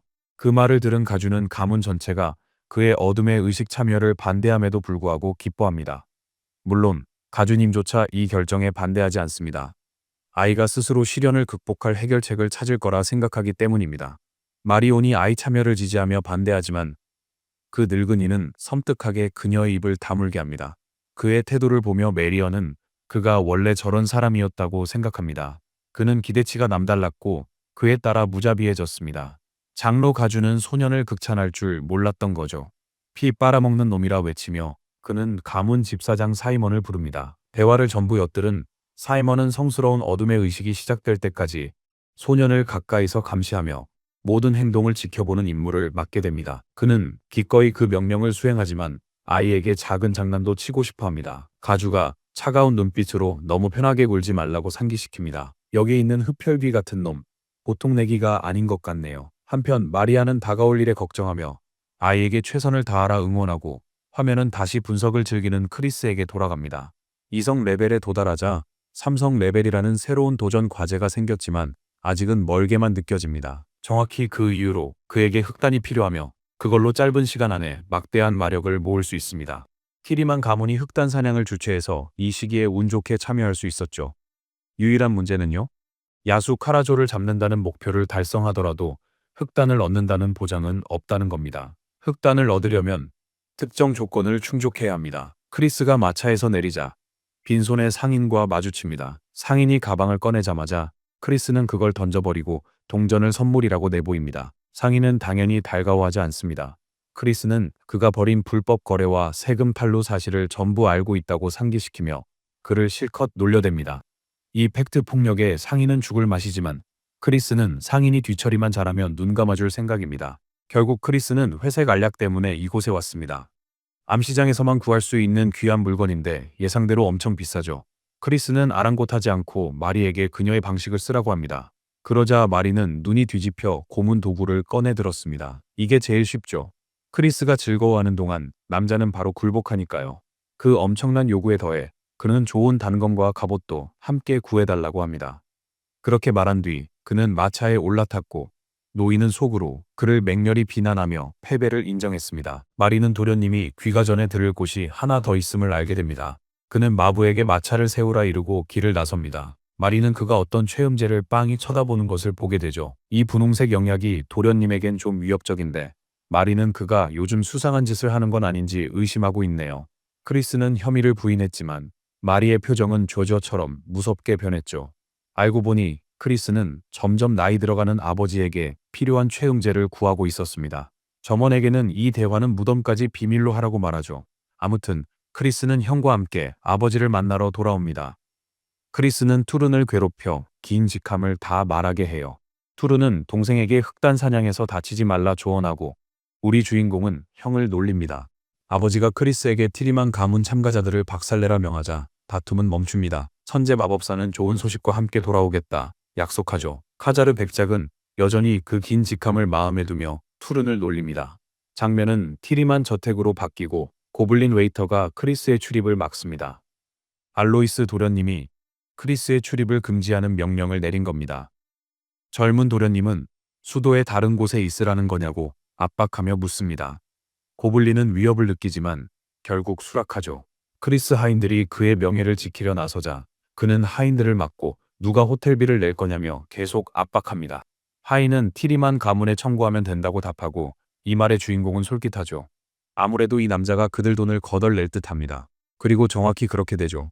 이 똑똑한 친구는 진짜로 가장 비싼 호텔로 가서 숙박비로 10만 루피를 쓰게 만드니까요. 크리스는 남의 돈을 펑펑 쓰면서 아주 즐거워합니다. 그들이 논의하는 동안 트렁크가 열리고 마리가 튀어나와 모두를 놀라게 합니다. 크리스는 이 상황에 당황하며 그가 가장 충성하는 하녀가 짐 속에 숨어 있었다는 것에 의아해합니다. 크리스가 짜증나는데 삼황자 알로이스가 엄청난 청구서를 내밀었다며 소리치죠. 알로이스가 올해의 흑단사냥 스타인데도 우리 주인공은 그를 우습게 봅니다. 물론 크리스는 아무 호텔에나 머물고 싶지 않아 최고급 저택을 골랐습니다. 알로이스가 화내는 걸 조롱하는데 명령 내린 게 자기였기 때문이죠. 화난 알로이스는 곧바로 싸울 듯 야수를 풀어놓습니다. 이 생물은 티리만식 야수로 마법 조종 능력을 가졌죠. 이 기술은 조련술과 다르게 흑마법으로 공포를 이용해 야수를 조종하는 방식입니다. 특정한 감정을 생물에게 주입하는 과정은 복잡해서 숙달하는 데 시간이 걸립니다. 크리스는 고양이 따윈 신경 안 쓰고 기꺼이 때려눕힙니다. 그는 마리에게 저 무서운 고양이에 맞설 방어 수단을 부탁합니다. 크리스는 지팡이를 준비하며 알로이스에게 덤벼보라고 도발하죠. 화난 왕자는 위협적인 야수로 크리스를 공격합니다. 솔직히 말해서 방금 그 돌진을 막아내긴 했지만 버티고 서 있는 것만으로도 보통 깡이 아니었을 겁니다. 결국 야수에게 옆으로 밀려난 크리스는 삼왕자가 수적 우위를 이용한다며 조롱하고는 조건을 내겁니다. 조건은 간단합니다. 이 전투에서 이기면 몰입꾼이 아니라 호위기사로서 흑단 사냥에 참여하겠다는 거죠. 알로이스는 분노하느라 정신이 없습니다. 그는 야수에 올라타 크리스를 공격해 뭉개려 합니다. 그 충격에 야수가 땅을 부싯지만 크리스는 보이지 않습니다. 크리스가 닌자처럼 뒤에서 나타나 파괴의 나무 막대기로 알로이스를 박살냅니다. 제대로 일격을 당한 알로이스는 더욱 격분합니다. 하지만 이번엔 야수가 그에게 돌진하려던 찰나 무언가를 발견하게 됩니다. 크리스에게서 뿜어져 나오는 죽음의 공포에 압도되어 겁쟁이처럼 낑낑거리며 물러섭니다. 더욱 창피해진 알로이스는 상황을 이해하지 못합니다. 재밌게도 크리스는 환상 마법으로 야수를 속였을 뿐인데 어리석은 짐승에겐 그게 잘 통한다고 생각해요. 삼황자는 굴복하지 않고 두 번째 야수를 소환합니다. 이번에는 말입니다. 크리스는 두려움 없이 양아치에 대한 흥미로운 사실을 강연합니다. 날카롭게 돌진해 단숨에 기절시켜버리죠. 크리스는 상대가 기술 쓸 때까지 이 장이 끝나도록 기다릴 생각은 추호도 없다고 강조합니다. 이건 드래곤볼 Z도 아니고 넌 초사이언 3 손오공도 아니라네요. 그 직후 방탕한 도련님은 도박판을 즐깁니다. 네, 이게 이 녀석의 휴식 방법이라는데 꽤나 돈이 많이 드는 휴식이네요. 이 악당은 그저 자기 이름값을 즐기고 싶을 뿐입니다. 크리스가 술만 안 마시면 마리는 뭘 하든 괜찮다네요. 술 대신 진저에일을 마셔야 하는 불쌍한 이 남자. 이전 싸움보다 더 힘든 싸움일 수도 있겠네요. 티라민 가문의 하인들은 알로스 명령으로 이 녀석 감시하느라 어쩔 줄 몰라 하고 크리스는 함께 게임 즐기자고 제안합니다. 어차피 주인놈을 박살냈으니 알로스는 내일까지 못 일어날 확률이 높으니까요. 솔깃하지만 하인들은 알로스에게 충성하여 거절하죠.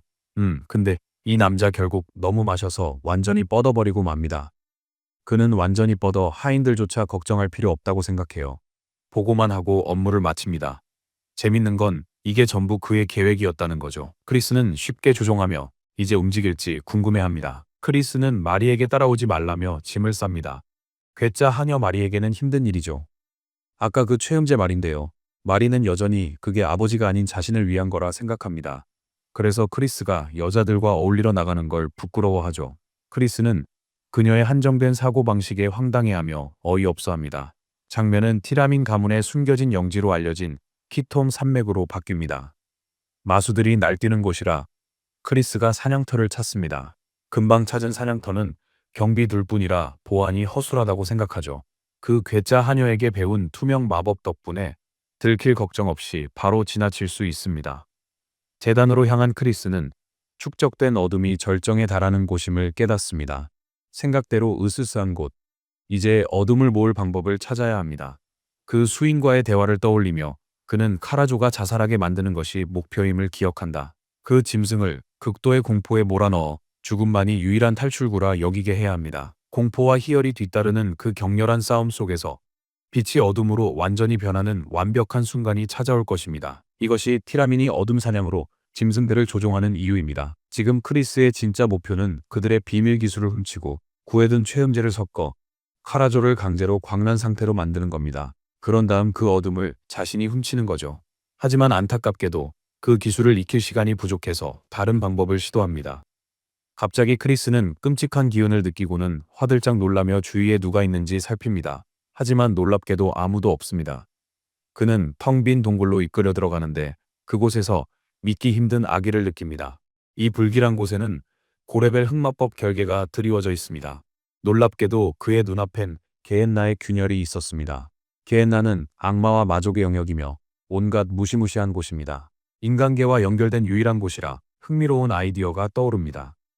크리스는 최음제를 미끼로 카라조를 이곳으로 유인할 수 있었습니다. 그는 이 방법으로 사냥을 완수할 수 있다고 확신하죠. 하지만 그가 떠나려고 할 때 흡혈귀가 나타나 어린 주인의 행동에 감탄하며 흥미를 보입니다. 그는 크리스의 뛰어난 조종술과 알로스와의 싸움을 지켜보았죠. 이제 그 아이는 정교한 계획을 펼치려 했고 데스티워드는 그와 함께하는 것이 흥미로웠습니다. 계획을 세운 사이먼은 게엔나의 균열에 손을 뻗었고 그 결과 피가 새어나오게 됩니다. 균열은 그의 이름을 부르고 배신자라 지목하며 충격적인 반전을 보입니다. 사이먼이 움직입니다. 드디어 사냥의 날.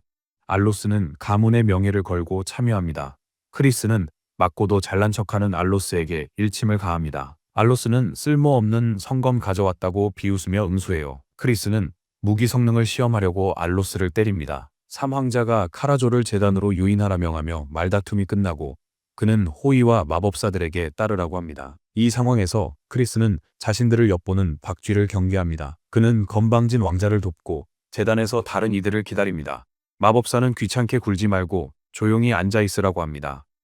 크리스는 제안을 덥석 받고 떠나버리자 마법사는 격분합니다. 알로이스는 그를 제지하며 사냥에 집중하라 강조하죠. 크리스는 악당처럼 깃발을 지키라는 말을 듣자 이를 세상에서 가장 쉬운 일로 여기며 상황이 뜻대로 흘러감을 즐거워합니다. 또한 계획대로 그란텔에게 단검과 구슬을 얻은 크리스는 알로이스와 마법사가 관찰에 열중하는 모습을 지켜봅니다. 마침내 야수가 도착하자 그는 카라조의 존재를 감지합니다.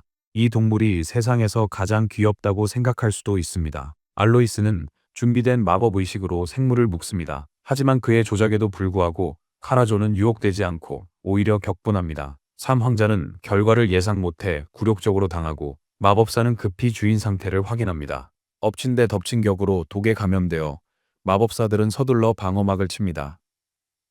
하지만 멀리서 이 전투를 보던 크리스는 자신이 최음제로 야수를 날뛰게 했기에 아무것도 뜻대로 안 될 걸 알았죠. 다행히 알로이스는 해독제를 지녔지만 이런 상황이라면 심각한 문제에 직면할 걸 압니다.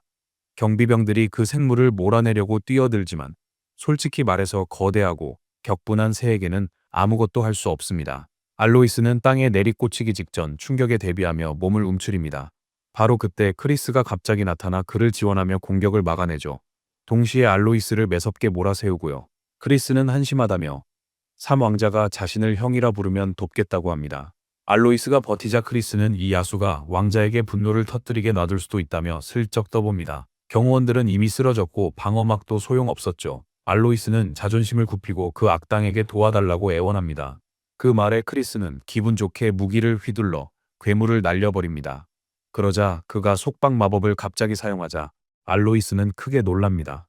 그러나 사실 그건 원래 기술을 어설프게 모방한 것에 지나지 않았습니다. 그저 중급 수준의 기술이었죠. 야수 카라조가 저항하지만 다행히 크리스는 능숙하게 제어합니다. 알로이스는 상황 파악을 마치고 크리스가 자신을 속여 야수를 장악했으며 카라조를 게엔나의 비밀 동굴까지 끌고 갔다는 것을 깨닫습니다. 그곳에서 괴물은 죽음의 공포를 느끼고 그가 기다리던 황금 상태에 도달합니다. 이 기회를 놓치지 않고 주인공은 괴물의 몸에 칼을 꽂아 넣습니다. 알로이스와 그의 부하들이 도착했을 때는 이미 모든 게 끝난 후였죠. 삼황자는 그들의 안전을 걱정하며 서둘러 떠나야 한다고 강조하지만 크리스는 그럴 생각이 없었고 야수에게서 얻은 잿빛 구슬을 보여줍니다. 분명 그들이 예상한 게 아니었습니다. 마법사는 끼어들었다고 소리치지만 알로이스는 태도를 바꿔 병사들을 구해줘서 고맙다고 합니다. 결국 크리스 덕에 더한 불행을 피했죠. 크리스는 죄책감을 느꼈지만 사실 구슬을 가짜로 바꿔치기에 사냥을 망쳤기에 그래도 크리스는 굽힐 생각이 없고 이제부터 자신을 형님으로 부르라고 알로이스에게 상기시킵니다. 자기보다 나이가 훨씬 많은 사람에게 장난스럽게 던지는 말이죠. 두 사람이 티격태격하는 와중에 갑자기 엄청난 기운을 느끼게 되는데 어둠 속에서 무시무시한 두 눈이 그들을 쏘아보고 있었습니다. 크리스는 악마를 보자마자 큰 곤경에 처했음을 직감합니다. 이 거대한 괴물이 무서운 얼굴로 그들을 맞이하자 알로이스는 크리스를 보호하며 아직 기회가 있을 때 도망치라고 말합니다. 이제 알로이스가 더 마음에 드네요. 좋은 변화입니다. 자신들을 엿보는 박쥐를 발견한 크리스는 박쥐를 향해 칼을 날려 사이먼의 신호를 방해합니다. 그는 아이가 자신의 연결을 알아챘다는 걸 믿을 수 없었고 박쥐가 파괴되어 이제 혈통 마법을 써도 문제가 생기면 아무것도 할 수 없게 됐죠. 사이먼은 당장 서두르지 않으면 모두 죽을 걸 깨닫죠. 다시 동굴로 돌아온 크리스는 몰래 엿보는 것을 혐오한다고 말합니다. 악마는 소년이 죽고 싶어 안달난 줄 알고 웃습니다. 크리스는 파멸의 시대 전투를 떠올리며 이 녀석이 최소 5성급이란 걸 직감합니다. 추악한 스쿠나와 맞설 순 없지만 한 가지는 가능하죠. 알로이스는 마력 낭비라며 그에게 소리칩니다. 크리스의 수면 마법이 통하지 않자 그는 구식 방법으로 그를 정신이 나갈 때까지 때립니다. 왕자가 의식을 잃자 악마는 재물이 바쳐질 가능성에 크게 즐거워합니다. 심지어 재물을 바치면 크리스는 살려줄 생각까지도 합니다. 주인공은 성검 수류탄을 꺼내듭니다. 악마는 감탄하지만 크리스조차 쓸 수 없는 무기는 무의미하다 여깁니다. 첫 공격을 날리자 크리스는 이를 막아냅니다. 하지만 유능한 그라도 공격에 압도되어 피토하는 지경에 이릅니다.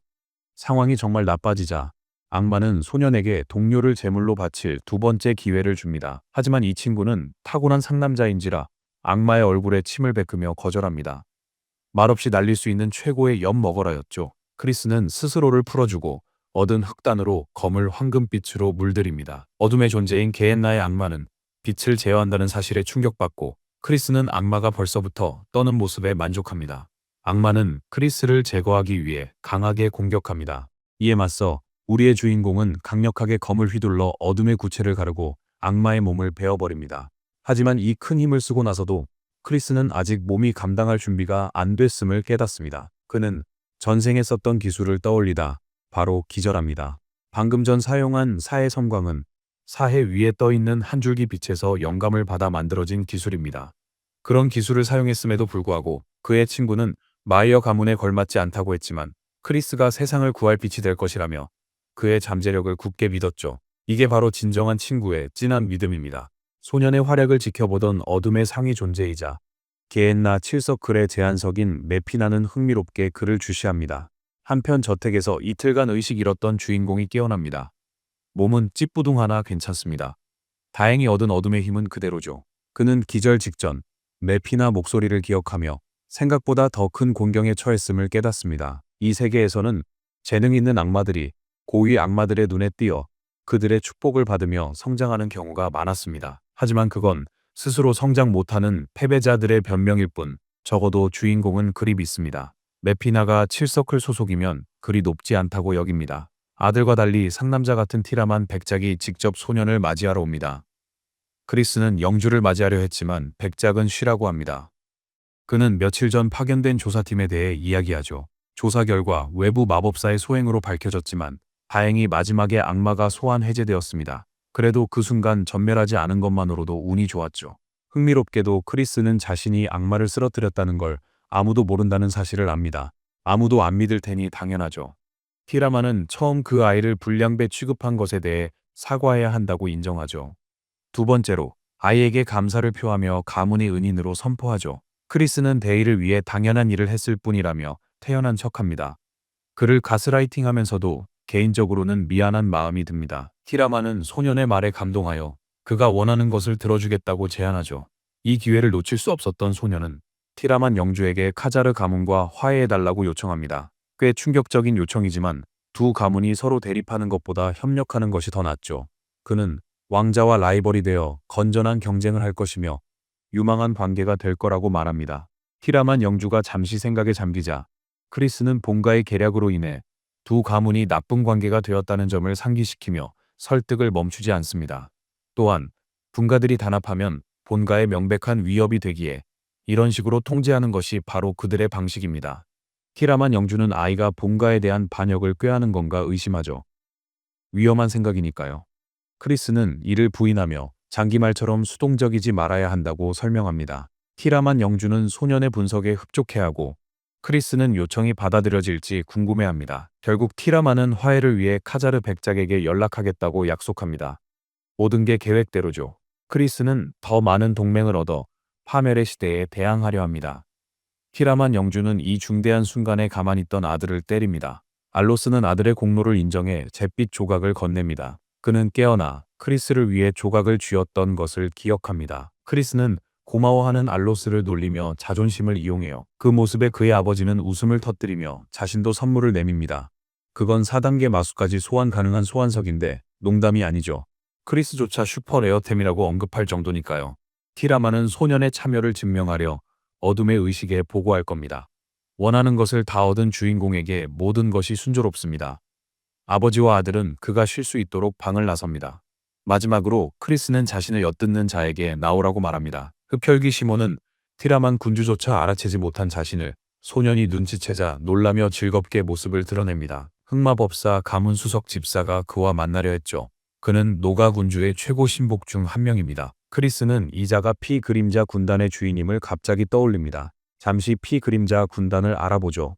이들은 뒷일은 생각하지 않고 학살과 테러를 일삼는 미치광이 집단입니다. 적이 제국이든 빛의 세력이든 상관없습니다. 그리고 그들의 수장은 8성급 악마로 파멸의 시대 이벤트 때 9성급의 경지에 도달하여 강력한 힘으로 10번째 마왕이 된 자입니다. 이자 때문에 죽을 뻔한 적이 한두 번이 아니었죠. 사이먼은 공교롭게도 마왕의 적통 혈육이기도 하죠. 사이먼은 어린 주인의 활약에 감탄하며 크리스가 악마를 해치운 사실도 알고 있음을 밝힙니다.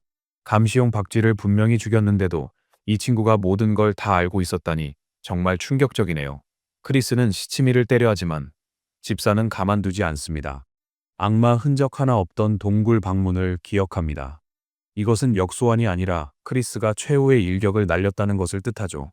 이제 남은 의문은 단 하나, 악마를 어떻게 흔적도 없이 없앨 수 있었을까요? 또한 집사는 이 대화를 주인에게 보고하겠다 명확히 밝힙니다. 크리스는 비장의 수를 밝힐 생각이 없다고 맞받아쳤습니다. 사이먼의 고집에도 크리스는 자신의 비밀을 장로 가주에게 밝힐 생각이 없다고 흡혈귀에게 상기시킵니다. 그의 이런 면을 보고 사이먼은 이 소년이 마지막까지 발톱을 숨기는 짐승 같다고 평가합니다. 이제 그가 더욱 흥미로워졌죠. 게다가 크리스는 말로 그의 허를 찌릅니다. 사실 소멸과 역소환의 차이를 구별할 방법이 전혀 없어서 티라만도 구분하지 못했는데 사이먼은 어째서인지 완전한 소멸이라고 확신하며 단호하게 말했죠. 크리스는 그 이유가 궁금합니다. 마침내 크리스는 공격자에게 폭탄 선언을 합니다. 애초에 악마를 소환한 것이 바로 사이먼이었으며 이 사건의 진실을 노가공에게 보고할 수도 있다고 슬쩍 떠봅니다. 결국 그 사건으로 인해 여러 귀족 가문이 위험에 처했으니까요. 궁지에 몰린 사이먼은 모든 책임을 지려 하지만 크리스는 집사장을 빚지게 할 장기 계획이 있어 진실을 보고하지 않아도 된다. 흡혈귀는 거래를 하고 있다고 날카롭게 지적하며 자비를 베풀었다고 인정하고는 다시 만나길 바라며 사라집니다. 그가 떠났어도 크리스는 그자가 파멸의 시대의 중요한 변수 중 하나임을 압니다. 다가올 어두운 미래를 바꿀 힘을 갖기 위해선 그와 좋은 관계를 유지해야 한다는 뜻이죠. 여러분은 어떠실지 모르겠지만 미래를 위해 행동하는 주인공이 정말 마음에 드네요. 모든 행동에 의도가 있어요. 마리는 본가로 돌아갈 준비를 마칩니다. 알로이스가 떠나는 길인지 묻자 깜짝 놀랍니다. 크리스는 삼왕자보다 2살 어리지만 그에게 받은 칭호를 사용하라고 상기시켜줍니다. 아무튼 알로이스는 사실 경고를 하러 온 것이었습니다. 크리스가 가족이라 했으니 이 정보를 공유하는 게 맞다고 생각합니다. 알로이스는 로웬의 계략을 조심하라고 말합니다. 특히 크리스가 겨우 이성 마법사이기 때문에 그가 의식에 참여하는 것을 가장 반대했던 인물이었으니까요. 게다가 본가는 최고의 비약과 최강의 기술, 그리고 악마의 축복까지 보유하고 있다는 사실도 있고요. 결국 크리스는 조심치 않으면 그들 손에 박살 날 겁니다. 하지만 자신만만한 천재는 오히려 알로이스에게 경고하며 그를 위해 다가오는 의식에 참여하지 말라고 하죠. 이 말에 알로이스는 분노합니다. 이 악당이 흑마법을 독차지하려 한다는 걸 깨달았기 때문이죠. 또한 크리스는 어둠의 의식에서 그 누구든 상대를 짓밟아 버리겠다고 선언하죠. 그리고 마리에게 이동하라고 말하며 대화는 끝납니다. 알로이스에게 경고를 되풀이합니다. 카자르 백작의 집에 도착한 턴은 형이 돌아오자마자 수련을 떠난 것에 충격받습니다. 크리스는 어둠 의식 전까지 혼자 있길 원하네요. 더는 결국 형을 쫓아가는데 웃기게도 여전히 그 긴 직함으로 부릅니다. 그는 약속 지키려 결투 원하지만 크리스는 동생의 꾸준한 성장에 감명받습니다. 수련을 위해 거절하고 싶지만 크리스는 동생 또한 어둠 의식에 참가할 것이라는 사실을 떠올립니다. 수련이 끝날 때까지 결투를 미루자고 제안하며 턴에게 더는 미루지 않겠다고 약속합니다. 타협안에 동의하며 동생은 고집스러운 인상을 남기고 떠납니다. 크리스는 전생에 알던 어떤 사람을 떠올리죠. 방에 홀로 앉은 그는 의식까지 한 달이란 시간이 있음을 깨닫고 흑단 구슬을 깨뭅니다. 쓴맛에 얼굴을 찌푸리며 침대에 털썩 쓰러지는데 그 어둠의 에너지는 상상했던 것보다 훨씬 더 혼란스러웠습니다.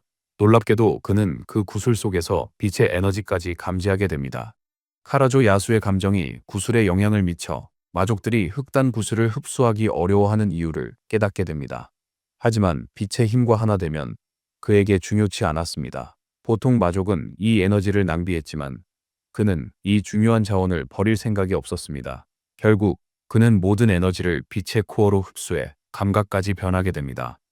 크리스는 눈을 감아 과정의 끝을 알립니다. 장면이 바뀌어 에이델린 부인이 흑단 사냥 조사 보고서를 건네받습니다.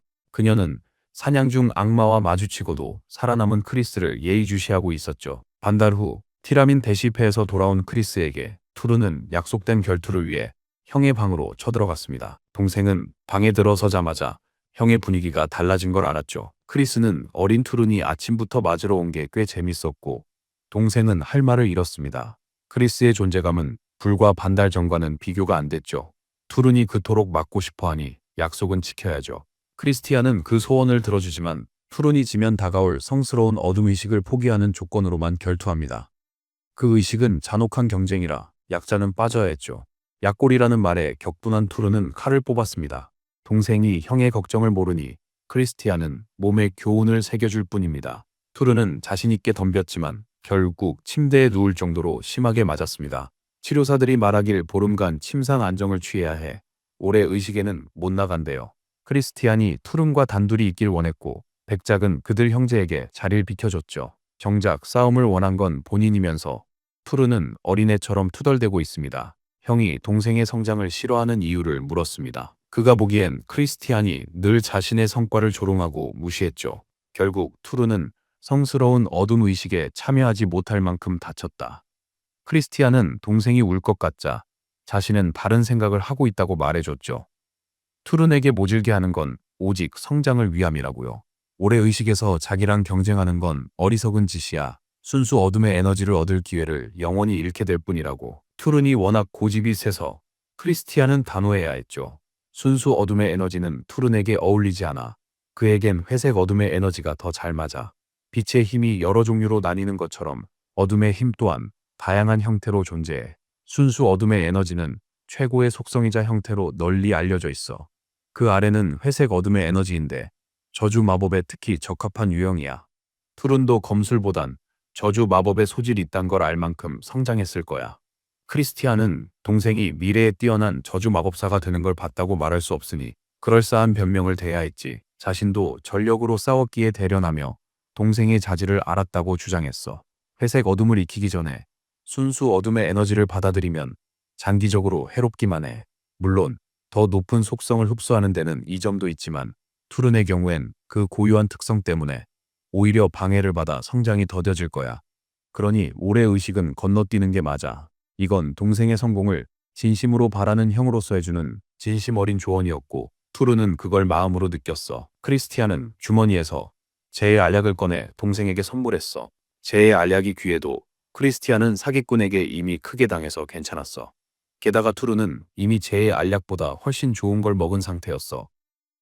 형의 말과 행동에 감동한 투르는 그가 못된 게 아니었음을 깨달았지. 하지만 더 나은 사람으로 변할 수 있었다면 어머니 임종 때조차 왜 그렇게 어리석게 굴었을까? 어머니는 정말 많은 마음고생을 하셨는데 그때 크리스는 몸을 통제하지 못했지만 죄책감을 느꼈어. 그저 그 시절을 이해 못하는 바른 사람이었을 뿐이지. 며칠 후 드바란 가문의 대성당은 요란하고 호화로운 마차들로 가득 찼어. 그중 하나에서 우리의 크리스티안 반바란 카자르가 내렸어. 긴 여정이었으니 시원하게 몸을 풀어야 했지. 본가에서 앙심을 품고 워프게이트도 안 열어줬다는 걸 그는 알지. 가주가 되면 늙은 것들이 대가를 치를 거야. 목적지에 도착했으니 마리는 이제 자유롭게 나갈 수 있어. 벤 씨는 심장이 없지만 그녀는 벌써부터 단둘이서 두근거리는 데이트를 할 생각에 부풀어 있었지.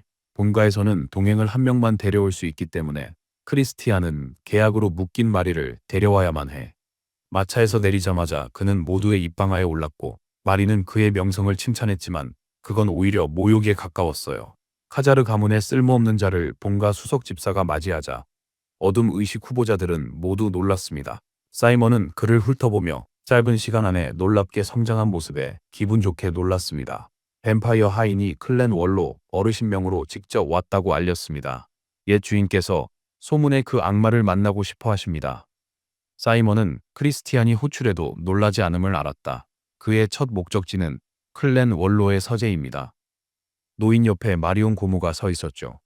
이 둘의 영향력은 대단했습니다. 노인의 시선이 그를 꿰뚫자 크리스티안은 견디기 힘든 압박감에 짓눌렸습니다. 압도적인 신의 손가락에 짓눌린 개미 같았죠.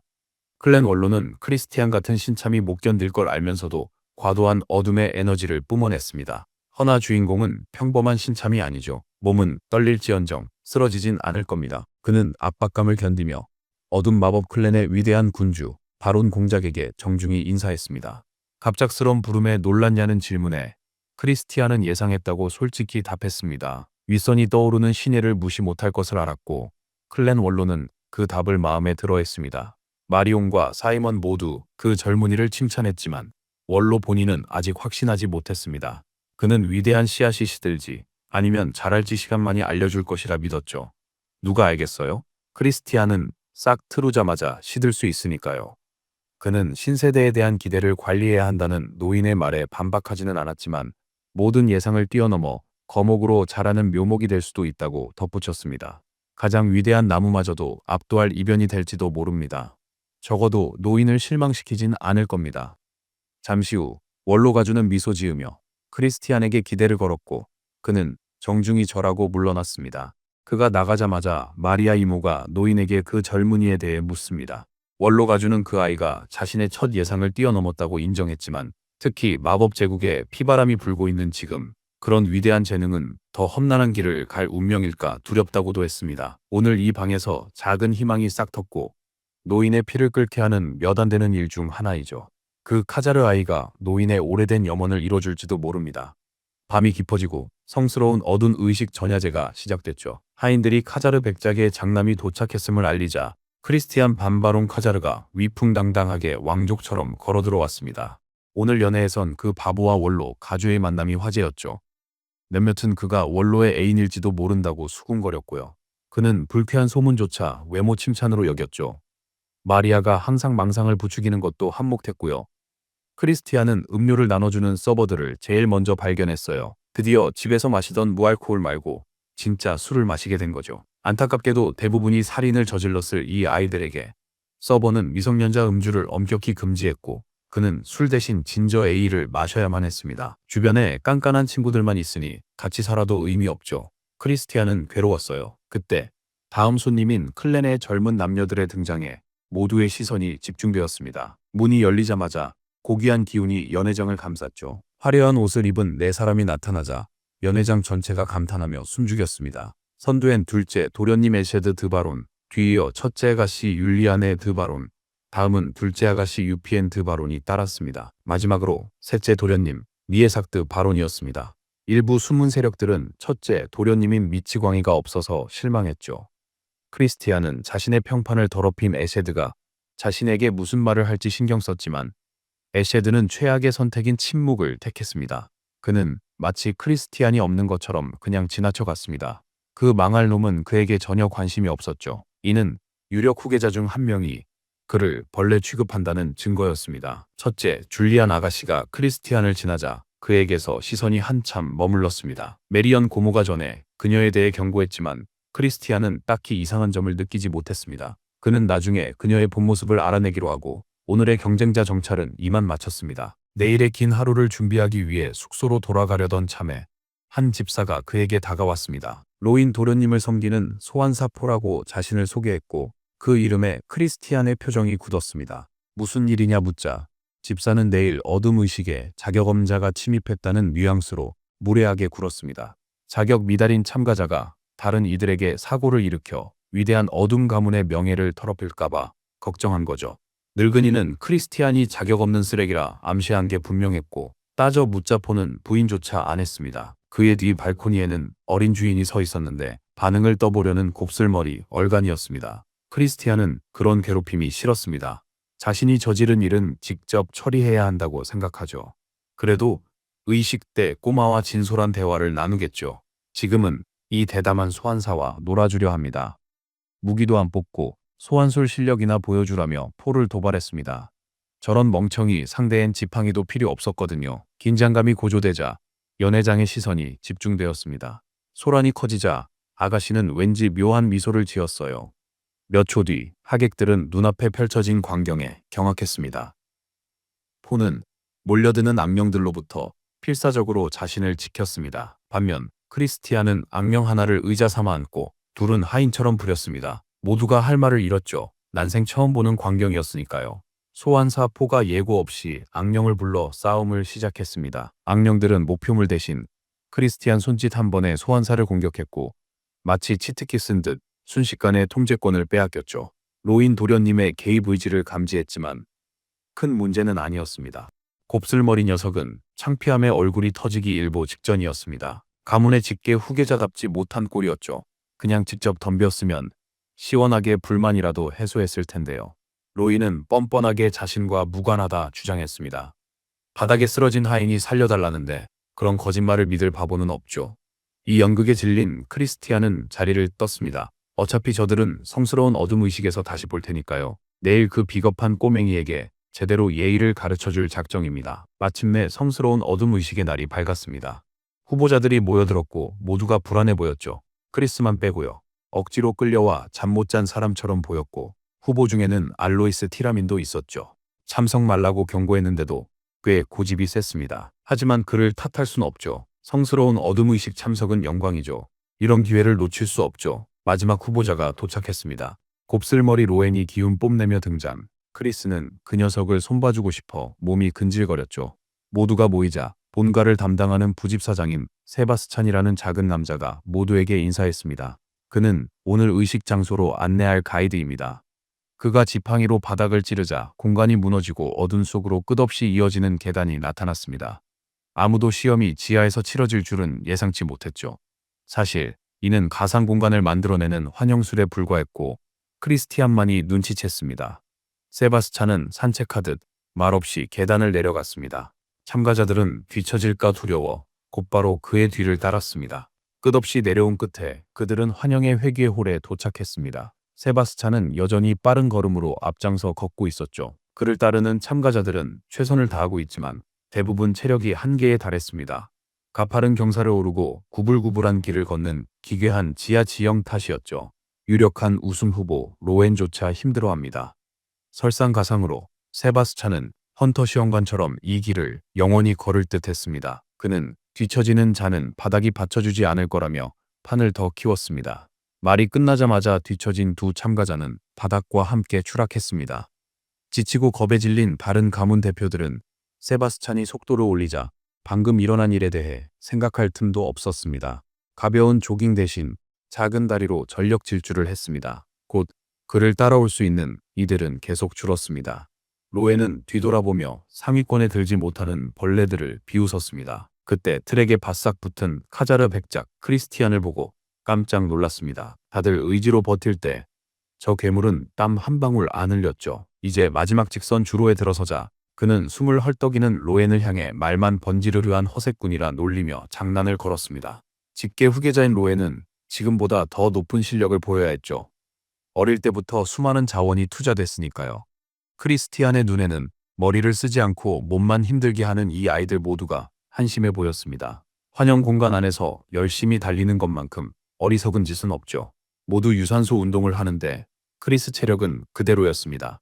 마법 하나 바꿨을 뿐인데 이 공간에선 거의 무적이다. 세바스찬은 이 선별의 핵심을 간파한 유일한 참가자를 주목했다. 아무래도 윗선에서 카자르가 도련님에 대해 귀띔해준 모양이다. 결국 남은 네 생존자가 트랙 끝에 다다랐다. 셋은 헐떡였지만 크리스는 악당처럼 여유로웠다. 알로이스는 지옥 같은 행군 후 멀쩡한 걸 이해 못한다. 크리스는 그를 약 올리려 몸을 단련하라고 조언했다. 갑자기 불빛과 섬뜩한 목소리가 모두의 시선을 사로잡았다. 그 목소리는 이 무서운 땅이 순수 어둠의 에너지를 품고 있어 성스러운 어둠이라 불린다고 설명했다. 빛은 섬뜩한 여인 형상으로 바뀌고 엄마라 부를 사람도 있겠네요. 그녀는 이 성스러운 땅의 관리자 리우입니다.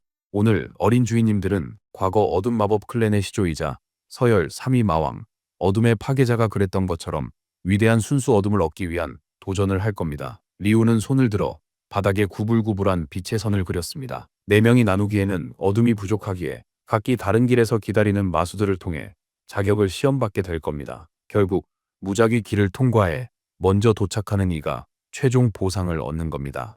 그럼 의식 중 경쟁자들 사이에 사고가 생길 수도 있겠네요. 리우는 갈등이 실격 사유가 아니라고 설명했죠. 모두 다른 길로 가기 때문에 충돌할 가능성은 거의 없다고 합니다. 하지만 혹시라도 싸움이 벌어진다면 다투느라 시간을 낭비할수록 다른 경쟁자에게 좋은 일이니 전면전은 피해야 합니다. 리우는 마지막 조언으로 자신의 안전에 집중하라 합니다. 카운트 후 그녀는 행운을 빌며 경주 시작을 알렸습니다. 세바스찬은 동료에게 누가 이길지 블러드 주스 내기라도 하자고 했으나 리우는 관심 없이 사라진 뒤였고 흔들림 없던 부집사장은 분노했습니다. 한 길목에서 로엔 반 바로는 야수 무리를 만났습니다. 불 뿜는 내 눈 늑대 떼였죠. 그들은 곱슬머리 괴짜에게 으르렁대며 달려들었습니다. 그는 손에 어둠 에너지를 두르고 무리에 맞섰습니다. 단 몇 초 만에 각 늑대의 급소를 노린 연속 공격으로 모두를 일격에 쓰러뜨렸습니다. 이 녀석들이 기껏해야 이성 마수임을 간파한 거죠. 로엔 같은 상급 이성 마인에겐 총 알바지일 뿐이죠. 지금 그는 크리스티안이 택한 길에서 고전하길 바랄 뿐이죠. 규칙에 따르면 공정성을 위해 각 길의 거리와 시련은 동일해야 합니다. 하지만 곱슬머리 괴짜가 마법사를 매수해 크리스티안의 길에 더 강한 마술을 풀었죠. 카자르의 망나니는 강력한 적들과 비극적인 최후를 맞고 이는 사고처럼 꾸며질 겁니다. 성스러운 어둠 의식 중 발생하는 모든 죽음은 불가피한 사고로 처리되니 로엔의 계획은 완벽했을 겁니다. 몇 분 뒤 로엔은 성스러운 땅 문에 다다랐습니다. 주위에 아무도 없자 승리를 자축했죠. 하지만 문 근처에 다른 이가 서 있단 걸 미처 몰랐습니다. 크리스티안은 한동안 그곳에서 빈둥거렸습니다. 로엔이 오길 지루하게 기다리던 터였습니다. 계획이 성공했어야 하는데 로엔은 혼란스러웠습니다. 크리스티안 길렌 더 센 몬스터가 있었어야 했다고 불쑥 말해버렸다. 로엔은 계획도 숨기지 못하는 멍청이일 뿐이죠. 크리스티안은 시험 난이도에 조작이 있었다고 의심했는데 범인이 직접 확인해주니 좋았습니다. 로엔은 본가의 일원답게 거들먹거렸지만 이곳에서는 그런 것이 통하지 않습니다. 의식 중 경쟁자와 충돌은 금기라 소리치며 주먹의 어둠에 에너지를 모았습니다. 비겁하게 크리스티안을 한 방에 끝내려 달려들었지만 크리스티안이 몸을 뒤로 젖히며 주먹은 허공을 갈랐습니다. 두 눈을 뜨고 그 녀석의 전투 기술을 분석했어요. 초근접 거리에서 강력한 마력을 터뜨리는 전투 기술이라고 판단했죠. 상대의 관절을 꺾는데도 쓸 수 있고요. 첫 공격이 빗나가자 로엔은 무작위로 주먹을 휘두르기 시작했습니다. 공격 속도를 극한까지 올리지만 크리스티안은 약삭빠르게 잘도 빠져나갔죠. 마침내 카자르의 망나니가 방심한 듯 틈을 보이자 아마추어답게 로엔은 그 미끼를 덥선봅니다. 그가 다가오자 크리스티안은 즐겁게 독서를 내뱉죠. 로엔은 허점 미끼에 쉽게 걸려들어 팔을 붙잡혔습니다. 오만한 도련님의 기세를 역이용해 크리스티안은 팔에 압박을 가했습니다. 크리스티안은 미소 지으며 로엔에게 앞으로 몇 분이 지옥 같은 고통일 테니 비명을 참으라 경고합니다. 팔 압박은 점점 강해져 관절 부러지는 소리가 울렸죠. 어둠의 성지 앞에서 처절한 비명이 울려 퍼졌습니다. 몇 시간 후 마지막 4명 중 1명이 몰려오는 몬스터들을 해치우느라 지쳐 헐떡이며 도착했습니다. 그는 바로 알로이스였죠. 놀랍게도 결승선엔 크리스티안이 손을 흔들고 있었고 다른 생존자들은 그의 발치에 쓰러져 있었습니다. 크리스티안은 알로이스가 늦어서 기다린 것에 꽤 짜증이 났습니다. 서로 아는 사이라 그는 알로이스에게 스스로 기절할지 도움이 필요할지 선택지를 줍니다. 상황을 파악한 알로이스는 자신을 방어하기 위해 손바닥에 어둠의 에너지를 모았습니다. 마지막 만남 이후 그도 빈둥거린 게 아니었죠. 그 역시 강해졌습니다. 안타깝게도 아무리 훈련해도 신과 개미의 격차는 메울 수 없었죠. 희생자들을 원로들이 찾게 이곳에 두면 될 겁니다. 5년 안에 연합과의 대규모 전쟁이 불가피하게 터질 것입니다. 그때까지 크리스티안은 어둠 마법 클랜을 장악해야만 합니다. 그는 성스러운 어둠을 누구와도 나눌 수 없죠. 그렇게 해야만 합니다. 이제 경쟁자도 처리했으니 상을 차지할 시간입니다. 전설로만 전해지던 성스러운 어둠을 손에 넣을 때가 온 것이죠. 마인이 진정한 초월자가 될 가능성을 부여하는 힘이 바로 이 문 너머에 있습니다. 젊은 시절 원로가 주는 성스러운 어둠 80%를 흡수한 천재로 불렸습니다. 마왕의 시대에도 가장 강력한 생명체 중 하나가 됐습니다. 반면에 클랜의 선조이자 어둠의 파괴자인 그는 순수 어둠의 에너지를 90% 이상 흡수하여 마왕이 되었습니다. 이 힘을 100% 흡수하면 크리스티안은 그들을 뛰어넘게 될 겁니다. 이 어둠의 구체를 길들이면 마황제마저 능가할 잠재력을 갖게 됩니다. 손바닥이 구체에 닿자마자 어둠이 그의 혈관을 가득 채웠습니다. 그가 성지에 있는 동안 가문 수뇌부는 혼란에 빠졌죠. 카자르 서자를 제외한 모든 유망주가 탈락했다는 걸 이제야 알게 됐다고 합니다. 노인의 도련님마저 죽기 직전까지 갔으니 그야말로 재앙입니다. 당연히 늙은이들은 크리스티안이 속임수나 금지된 마법 도구를 썼을 거라 단정하며 조사를 요구했습니다. 일이 걷잡을 수 없게 되자 둘째 아가씨 주피엔 드바론이 나섰습니다. 그녀는 그 부정꾼이 성스러운 어둠에 못 들어간다고 믿었다. 이틀 내내 나오지 않는 걸 보니 이미 죽은 게 틀림없다고 말이죠. 그들은 그가 성스러운 어둠을 계속 흡수한다는 걸 믿지 않죠. 장로조차도 전성기 시절에 한계가 있었으니 크리스티안이 더 잘할 리 없다고 생각하는 거죠. 성스러운 어둠이 그를 삼키면 시체조차 안 남을 테고 사실 주피에는 분노로 들끓고 있죠. 혹 크리스티안이 살아있다면 직접 죽일 작정이죠. 그녀의 아버지가 연합과의 전투에서 사망하자 로원과 주피에는 삼촌인 매넘 자작에게 입양됩니다. 남매의 가문 내 입지는 이미 흔들리고 있습니다. 로인이 성스러운 어둠을 못 받았으니 입지가 흔들리겠죠. 이제 아무도 남동생을 진지한 후계자로 보지 않을 겁니다. 주피에는 카자르 서자가 이 치욕을 갚게 할 거예요. 완전히 돌았네요. 심지어 하인들조차 성지에 갇힌 쓸모없는 놈을 얘기합니다. 대부분 그가 자신의 분수를 모르고 욕심을 부리다 죽었다고 생각합니다. 그의 하녀인 벤시는 쉬지도 않고 주인을 기다리고 있습니다. 하인들은 주인이 유령 하녀를 곧 만날 거라며 농담했어요. 무례한 수다에 짜증난 마리는 하인 목을 벨 뻔했죠. 도련님을 기다리느라 불안해도 참견쟁이들이 그의 이름을 더럽히는 건 못 참았죠. 마리는 헛소리하면 유령 꼭두각시로 만들겠다 위협해요. 사실 마리는 주인님 얼굴을 다시 보고 싶을 뿐이죠. 여자를 기다리게 하는 남자는 별로니까요. 한편 바깥 세상에서 추측이 난무하는 그 남자 크리스티안은 현재 목을 조여오는 끝없는 어둠의 공허에 떠 있습니다. 그는 이제 막 흡수율 70%를 달성했죠. 예상보다 훨씬 힘든 과정이었지만 그는 기어이 이겨내려 합니다. 진정한 시험이 시작될 90%까진 멀었죠. 마음은 급해도 한계를 넘어 힘을 받다 코어가 부서지면 안 됩니다. 역사를 바꾸지 못하고 여기서 죽을 순 없죠. 그가 바로 주인공이니까요. 그러고 보니 그에게 엄청 도움이 될 게 용의 심장입니다. 용은 가장 큰 힘의 그릇을 타고났거든요. 첫 생에 그는 몇 분 만에 용의 심장을 모방하는 법을 터득했습니다. 자신의 심장 구조를 신화 속 존재의 것으로 바꾸기 시작하자 어둠 흡수율이 극적으로 증가합니다. 몇 분간의 끈질긴 흡수 끝에 그는 한계에 도달했고 그때 익숙한 목소리가 도움의 손길을 내밀었습니다. 그의 앞에 나타난 것은 게엔나 제치왕국의 제1석 수수께끼처럼 아름다운 메피나였어. 자연의 법칙상 고위 악마는 이곳에서 몸을 만들 수 없지만 메피나는 악마의 힘이 어둠과 연결되어 있다고 설명했죠. 순수 어둠으로 몸을 만드는 건 그녀에게 어렵지 않아.